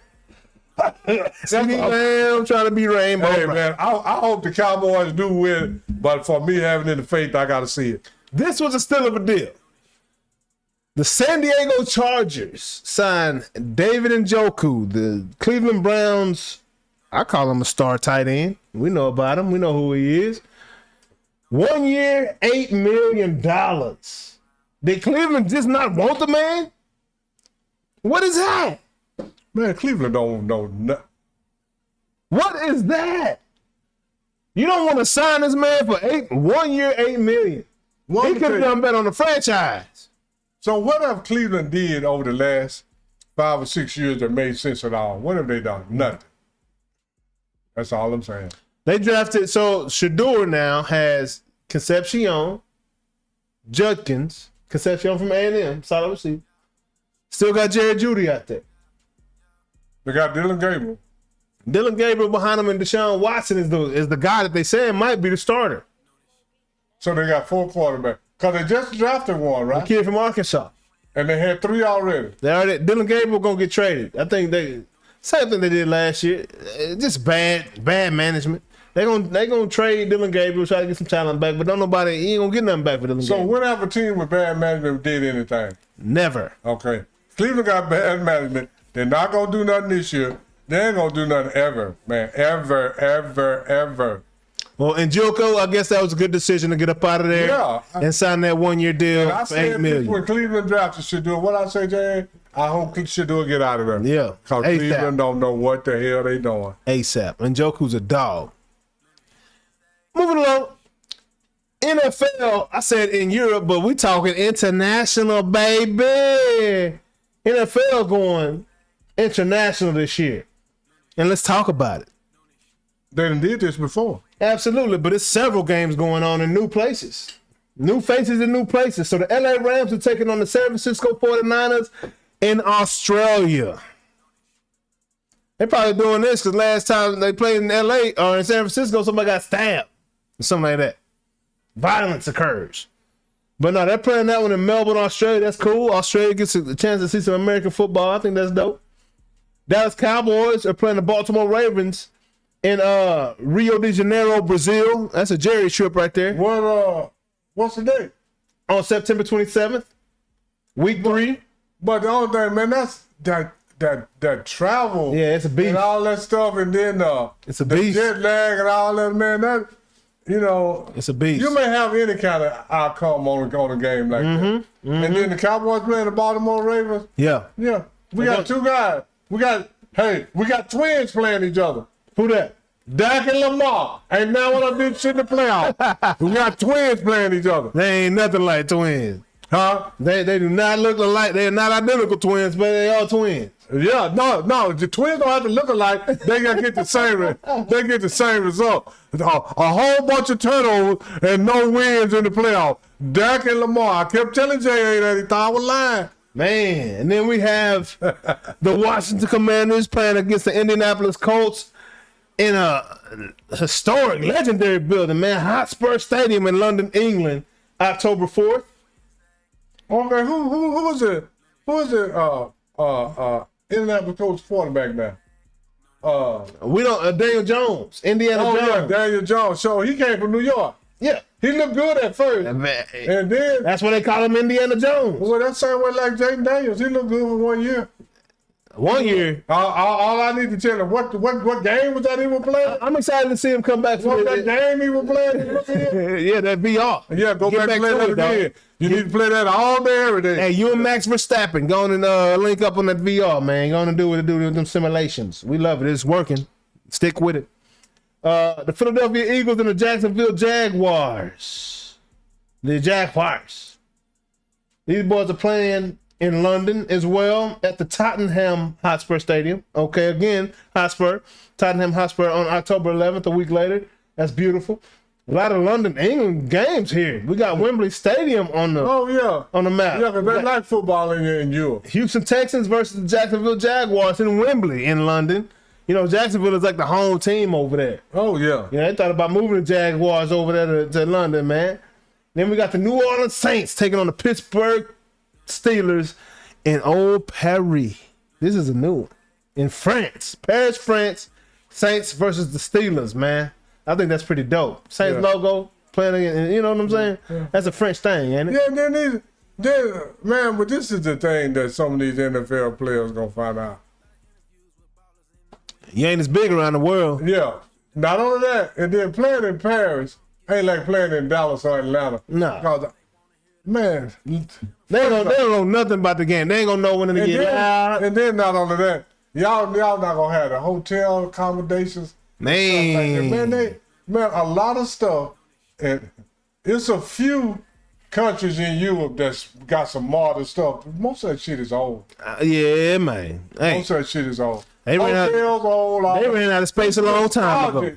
See, this thing about me, I don't want to go stay in no nostalgic hotel. Yeah. Give me the 5-star. I want that modern. Yeah, I want that modern, the service, all that. And some of these places just don't have it. I need the one that's gonna send a drone to my car for me to jump in so it can fly me to my room. Yeah, absolutely. You know what I'm saying?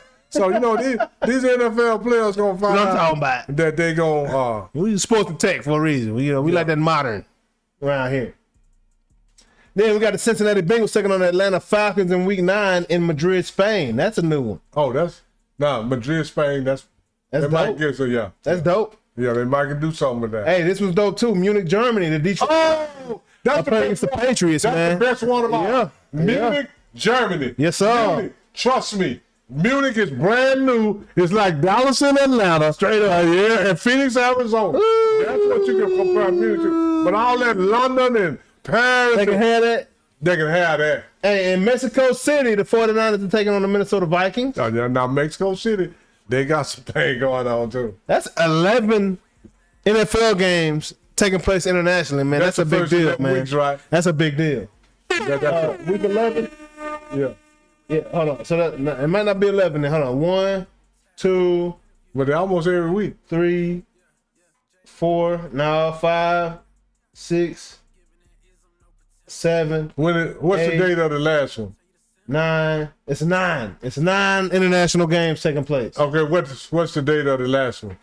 The last international game taking place will be held on November the 22nd. So that's pretty deep. That's a good deal. That's the because now Thanksgiving. now they give you the rest of, they give you 4 or 5 games. To recalibrate. That nobody's got to go overseas. Jet lag. And all that. Absolutely. So you can't have no excuses them last 4 or 5 Absolutely. That's beautiful. Yeah. That's beautiful, man. The NFL did a good job. Hey, I mean, man. if they going to do it. Taking after the NBA, man. They understand what them international dollars look like. Get the rest of the world involved. You can make the big bucks and pay the guys. But the you big notice bucks. what none in Canada. Not a now, not. That ain't. I mean, it's international, but it ain't international. That's like another state. Alaska's further away. It ain't no teams up there for a reason. And then Adrian Peterson all day. Oh, I see you had AD. I was thinking the other day. No. AD all day. All day is inducted into the Minnesota Vikings Ring of Honor this year, Is that deserved? Oh, hell yeah. AP. And call him AD, though. They live on the Yeah, stove. all day. Yeah, I know. I know his daddy gave him that name. All day because he running, jumping, wouldn't stop. He run all day. Yeah. But yeah, that's introduced into the Ring of Honor. Yeah. Is Adrian Peterson one of your top 5 running backs of all time? Me? Yeah. No. Think about it now. No, I don't have to think about Who's in your top 5? it. Man, I got a different. I mean, this ain't no. You ask me. See, this is the thing when you think about top 5. Everybody think that is he don't like him or he think he's better. It's not. I ain't talking statistically. I'm talking about running backs you like. Me that I like. Yeah. Jim Brown, Yep. Walter Payton, Yep. Earl Campbell, Yep. O.J. Simpson, Yep. and Eric Dixon. So you don't like none of the newer guys? No, what new guy? No. Adrian Peterson is one of them. Now, this man that came back from an ACL surgery and ran for over 1,000 yards like it was nothing, almost 2,000. Yeah. Okay. And you knew he was going to run for 1,000 plus Everyone Palestine, Texas. everyone that I named, That's your favorites? say, man, Yeah, I can't say I had a different list because I didn't see them guys play like that. first off, Eric Dixon and O.J. rushed for 2,000 yards too. Yep. Earl Campbell, I'm going to tell you like this. If you take out blocking, catching, and you say, here's the ball, run the damn ball. That's who I want. Earl Campbell, not Barry Sanders. Yeah. All that. And I'm just saying, that don't think. No, I'm just saying. Earl Campbell didn't have too many minus runs. Yeah, he didn't. I mean, those are guys that I like. Yeah. That don't mean, say, do I think that all of them are better than Barry Sanders? No. Yeah. But them the guys I like, Yeah. that I want, because this is, see, and then all these guys, some of these guys came along during the passing era. Yeah. They got 3-4 wide receivers. When O.J. Simpson got the ball, Everybody in the United States of America knowed he was finna get that damn ball. Yeah. And he rushed for 2,000 yards. Man, he had some hell of fire blocking then, huh? And some hell of fine running. Yeah. I mean, he had some good block. I mean, these guys here, when Jim Brown used to get the ball, man, Jim Brown run the ball, and he walked back to the to the huddle, so slow. By the time Jim Brown do this, they coming up. It's Jim Brown right. He out there. And then the quarterback will tell him, you going left or you going right. I'm just saying, this sweetness, Walter Payton get on that sideline. Walter Payton did not run out of bounds, man. Walter Payton gained about 2,000 yards faking like he Does he make your top 10? Huh? Yeah, he make the top 10. Yeah, and Barry Sanders and AP and all them. But you ask me who I want, because these guys ran during the running era. Yeah. When everybody knows that the they ball get the ball. Yeah. They the ball. They don't know going left or right. Yeah. But they know you to getting it. Yeah, absolutely. You getting it. Yeah. Absolutely. So if I gotta go my top 5 running backs, I gotta go Emmitt Smith, Barry Sanders, of course. I gotta go Adrian Peterson. Yeah. I gotta go to Daniel Tomlinson. Yeah. That fifth one gonna be tough. Yeah. Because it's between Marshall Faulk, Chris Johnson, man, I mean, I really can't even. Jamal Charles. I'm telling you one that get overlooked. I can't put Jamal in there. No, I'm gonna tell you one that get overlooked. Had about the best 3 or 4. What's the guy from Texas that played for Kansas City before Jamal Charles? Peace Holmes. Peace Holmes. Peace Holmes. That's a lot. And Ricky Williams. Yeah, Ricky gotta be my fifth. He gotta be my number 5. It gotta be my. Adrian made my top 5. Now you ask me. Because Adrian run hard like old school. Yeah. He was one of them 60 Barry Sanders little guys hiding behind the tackles in the. Yeah. Adrian ran plain. He didn't run no zone. And like I say, I love watching Adrian Peterson run the football. Like I say, it's hard to compare these guys. Because if you're talking about running in the 60s or 70s, them the guys I want. Now, if you start talking about running in the 90s and all that. What up, now, you say who I like. Yeah. Now that you say who I'm going to start on my team. Yeah, it's a different thing. Say, man, if you start talking about, I'm going to tell you like this. It's, people can say what they want to say. It's hard to say that I am not going to start Emmitt Smith. Man. He wasn't in my favorite 5, but that don't mean that I think, because me, myself, Emmitt is way up there, man. Because Emmitt, when you look at the yards, the touchdowns, the catching, and the blocking. Ain't too much better than you can't get better than Emmitt. We talking about number 1 rusher. I'm talking about on all aspects of the game. Number 1 rusher in the league. And then not all that, Emmitt is one of the best blocking back. See, this is the thing that I tell people. Like when people say, "Oh, Barry better than Emmitt," but this is the thing. Emmitt was a 3-down back. Emmitt didn't have to lead the field until you punted the damn ball. Some of these other guys might have to. Walter didn't have to lead the game. Emmitt didn't have to lead the game. Some of them other guys that's on this list, if it's 3rd and 8 or 3rd and 12, they might have to leave. But Emmitt and Walter can stay in the game. I never saw Emmitt Smith get run over. I saw Emmitt Smith bust a lot of dudes' chin. Blocking. CPEs, flipping boys, making boys wish they never came on his blitz right now. I saw him do that time after time. And I'm gonna tell I saw him understand with the blitz when the guy was picked up. I saw him get into the flats and catch the rock. And I'm gonna say this. Emmitt was crazy, man. About I love LT, but when they show LT highlights, ain't none of them on the Cowboys. Man, facts. Ain't none of LT Lawrence Taylor highlights that they show on the Dallas Cowboys because we had 2-8 and Nate Newton over there, man. Come on. It wasn't I mean, I'm just telling the truth. Yeah. But I'm just saying, so, it's when you say your favorite and then who you want on your team, that might be to some different people. Oh, I want Lawrence Taylor on my team. Oh, no, but I'm talking about running back. Yeah. I want LT. Oh, yeah, I want LT on my team. But the only thing I need LT to know is what time the game is. And I don't care about that now. Yeah. Come play football. I don't care if you drink or do cocaine. I just need you there. We wearing white jerseys today. Yeah. We wearing blue jerseys Hey, today. you know, because Show up. LT before, LT was driving down the street and seen the lights on at the game and said, oh, I wonder what they're doing over there. He turned on the radio, they're having a game. He had to go to the game. No, I don't need that part of you, LT. Now, when he showed up, he showed up. Yeah. But now they didn't know what. Excuse that N word, y'all.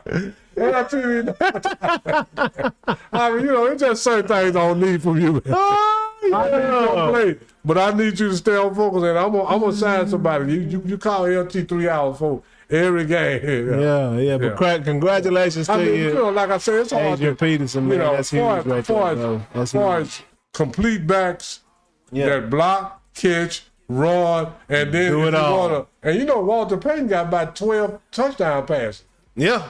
You got a lot of them. Halfback pass, he baby. got more than, so when you talk about guys that don't have to lead the field, and that's Walter Payton and Emmitt Smith, those are the two that I'm just talking about what I saw, you know, because I seen Barry leave on 3rd and 12. Yeah. I seen him lead the field. I seen AP leave on. I seen OJ. I done seen all of them. Now, you know, now Jim Brown was so far back, I caught him, but I don't think back then they didn't even throw that much. So he just, No. I don't care if it's 3rd and 12, give it to Jim Brown. Yeah. Sweet. Yeah, 3rd and 12. It ain't a handoff. We're going to talk to you, Jim. We're going to talk. 7 8, and then now you're on 4th and 3 if you get to him again. Yeah, that's Jim Brown toss left. Yeah, Jim Brown. I mean, but so far as in the blocking, catching, and rushing and all that, Emmitt Smith and Walter is the top of that list right there. When you talk about all aspects of the game, Emmitt Smith and Walter is at the top of that list. But hey, AD, much respect, man. Well deserved. Oh yeah, AD, Well much deserved. respect. Well, one of the best running backs that ever And he's come out of supposed Texas. to be in their Hall of Ring of Honor. Yeah, he's supposed to be absolutely. in He's probably the best running back that ever come out of Minnesota. I know Robert Smith was good. He wasn't no AD. No, let me see. Who did Nobody better than AD on. No. What's the name of that Detroit? No, not by the numbers, but Minnesota has a good running back. I was thinking about he played for Detroit, but he didn't have a long career. Came from Oklahoma.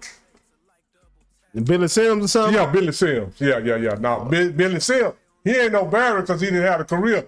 But for 2 or 3 years, boy, Billy Sims was on his way. I went to school with Billy Sims Jr. Yeah. That's my homie, actually. Oh yeah, Billy Sims. But his dad can tote that rock. yeah, but he was no AD in Minnesota. And they both came from OU. No, he was from Detroit. And they both, okay. Yeah, that's right. And they both came from OU. OU had that stable, man. But y'all know what time it is, man. A little different this week. We ain't got to ring the bell. No. You know, we gonna ring the bell. Hit the wrong button. There you go. Don't ring the bell. Probably next week on some.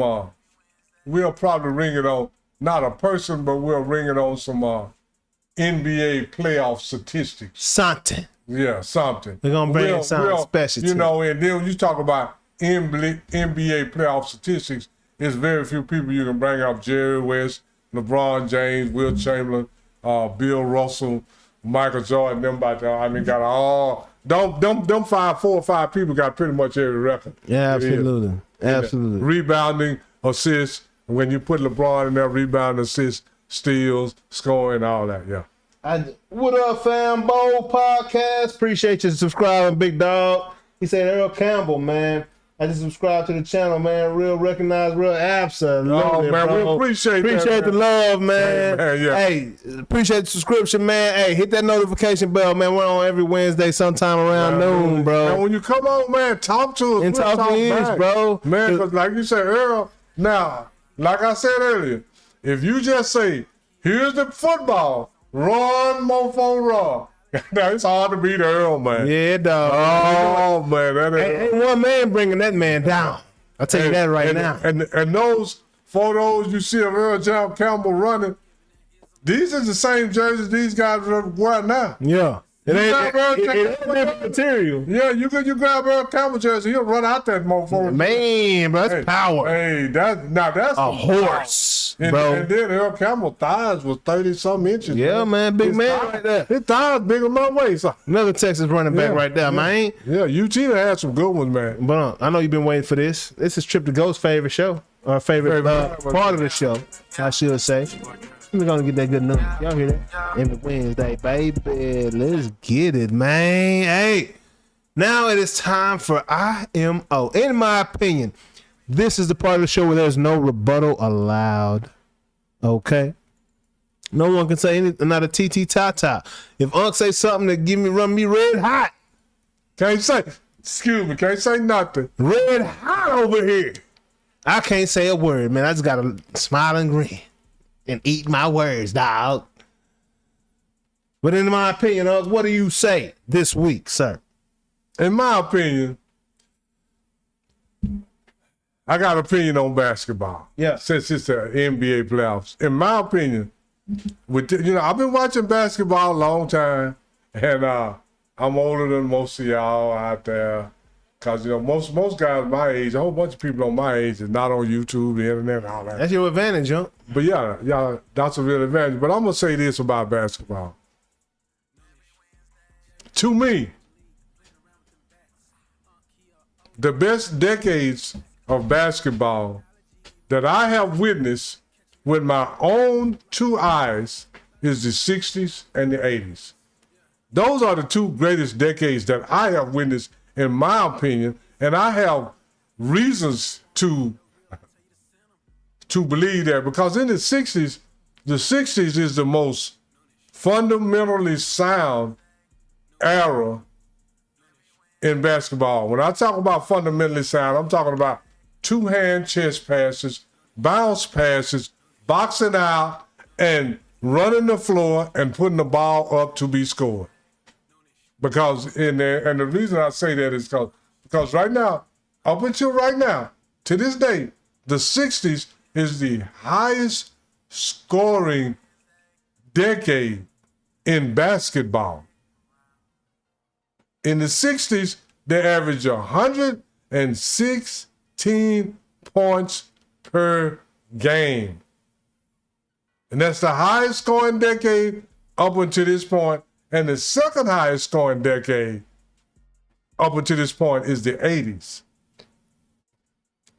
And the reason I think the 80s, because the 80s still had a lot of fundamentals left over from the 60s, but the 80s is the tallest average height decade in NBA history. And the 80s is the highest shooting percentage decade in NBA history. So even though these are numbers, but these numbers reflect what I remember watching with my own two eyes.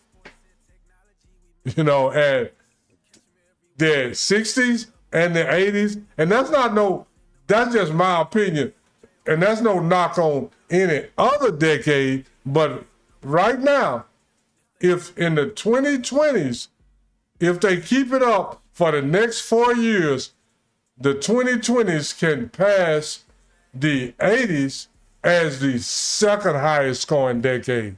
They still are not on pace to replace the 60s, because right now in the 2020s, they are averaging 112 points per game. The 80s average 108, and the 60s average 116. And the 60s get the most criticism, but they were putting the ball in the basket more times. They might not have shot the best percentage, but they were putting the ball in the basket more times than any other decade. And these in the 2010s and the 2020s, they shooting all these threes, but even at that, they are only on pace from 2020 to 2030 to be the second highest scoring decade. So all of these guys that think, this is just what I see with my own two eyes, and I think that the 60s and 80s is the best decade, and I think the most overrated decade, is the 90s. The 90s is the lowest scoring decade, one of the lowest shooting percentage decades in NBA history. This is the numbers and what I have watched with my own two eyes. The 90s, the 90s is the lowest scoring decade. You got to go all the way back to the 50s when they scored 90-something points a game. And to me, the 90s is the most overrated decade because they didn't do that much scoring, and they still didn't shoot a high percentage. And they was only six, and they still 6'7". So I mean, that's just me. And then in the 90s, they put in 8 new teams in the 90s. So therefore, or was it 6? But they put in 6 new teams in the 90s. So that automatically kind of weakened the league because you take, every time a new team is put in the league, you have a chance to take certain players from, each team can only protect so many players. And then now you can take players off of, and then when you take a player off of a team at the bottom, nobody wants their players. If you are the Boston Celtics or the Chicago Bulls or whatever, now somebody can come get your 5th or 6th best player or 4. I can't remember how many you can protect, but you protect your seasoned veterans and your up-and newcomers. You may have a guy in the middle. He ain't quite a seasoned veteran. He's not that, but a team can come and get him. And if you add 6 teams, teams are studied weakening other teams to try to make their team. And I think that hurt the 90s, is by all of those teams being put in. I'm not trying to criticize. I'm not saying the 90s don't have no great players, but I'm just saying that I think because if we get to 2 new teams in Las Vegas and Seattle, you'll notice that when they go to, because the new teams are only going to get players from playoff teams. They don't want nobody from, they don't want a player from a 14th or 12th ranked or 16th ranked team in a division. So they're going to go to the strong teams. They're going to make them weaker. And that's what happened a lot in the 90s. And it took a while to recover. And I think that basically from the 6 teams, that was 6 or 8 teams, I can't remember, that was added in the 90s, that the league is basically just now recovering from that, from adding so many teams so fast. I think they just recovered in the last 8 to 10 years. That's what I believe, just by watching the game. And this ain't no knock on the 90s, but I'm just saying by adding 6 teams, you weaken the league. And I think just with my own 2 eyes, watching them play, the 60s was the most fundamentally sound that put the ball in the basket more times in 48 minutes than anybody. So we got to give credit to that. And the 80s was the tallest decade. You had Kareem, you had 6'9" guard, Magic Johnson, you had all that. Had Larry Bird, small forward. Might well say he's 6'11", 7 feet. So that was a tall decade, and they shot 48%. The whole NBA shot 48% for the decade. So just in my opinion, that don't mean that's your opinion. You don't even have to believe me. But I've been watching basketball for 50 some years now. So I just think that the 60s and 80s was the best decade of basketball that I have watched. And that is a great opinion. And that's my opinion. That's a great opinion. Yeah, I got my feelings, but we ain't gonna talk about that right now. No, we ain't gonna talk about that. Can't do that. That's the rules. We gotta stick by the rules. But in my opinion, Victor Wemby Geronimo Barroa Wembenyama is the most exciting player I've seen in a long time. The kid is 7'4", so they say. Some say he's 7'7".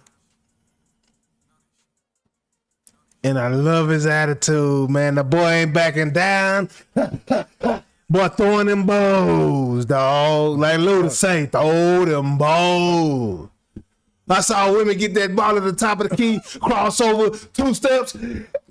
Hey, it looked a little different than when Jordan did it. But hit the double pump. Women fun. I told him. Oh yeah. Women so much fun to watch, man. I ain't seen nothing like this in a minute, man. They messing with women. They trying to pick on women. They trying to bully women. But women like, get your hands up off of me, dog. I love the attitude. I love the confidence. My boy reading books before the All-Star game. You know what I'm saying? But then, game time, throwing balls on them boys, man. Wemby is so much fun to watch. It's ridiculous. This is so fresh. I hate the Spurs, but I love watching Wemby. It ain't the team I hate more than the Spurs. I like Houston more than I like the Spurs. I'm a Dallas Maverick LA Laker fan. Okay. And I only had to choose LA because Dallas sucked when I was growing up. All right. But I love watching Wemby, man. Ain't nothing like it, man. He's so pause. But he's so long. It looks flicked. He's so different. But the attitude, the gravitas, man. Wemby ain't backing down from nothing. He know who he is. He ain't got doggone Greg Oden. He ain't Joel Embiid. The boy's available to play. He's gotten hurt a couple times, but he coming back, and you know he want to be there. I love watching Wemby, man. And I love watching AE. AE my favorite player in the league right now.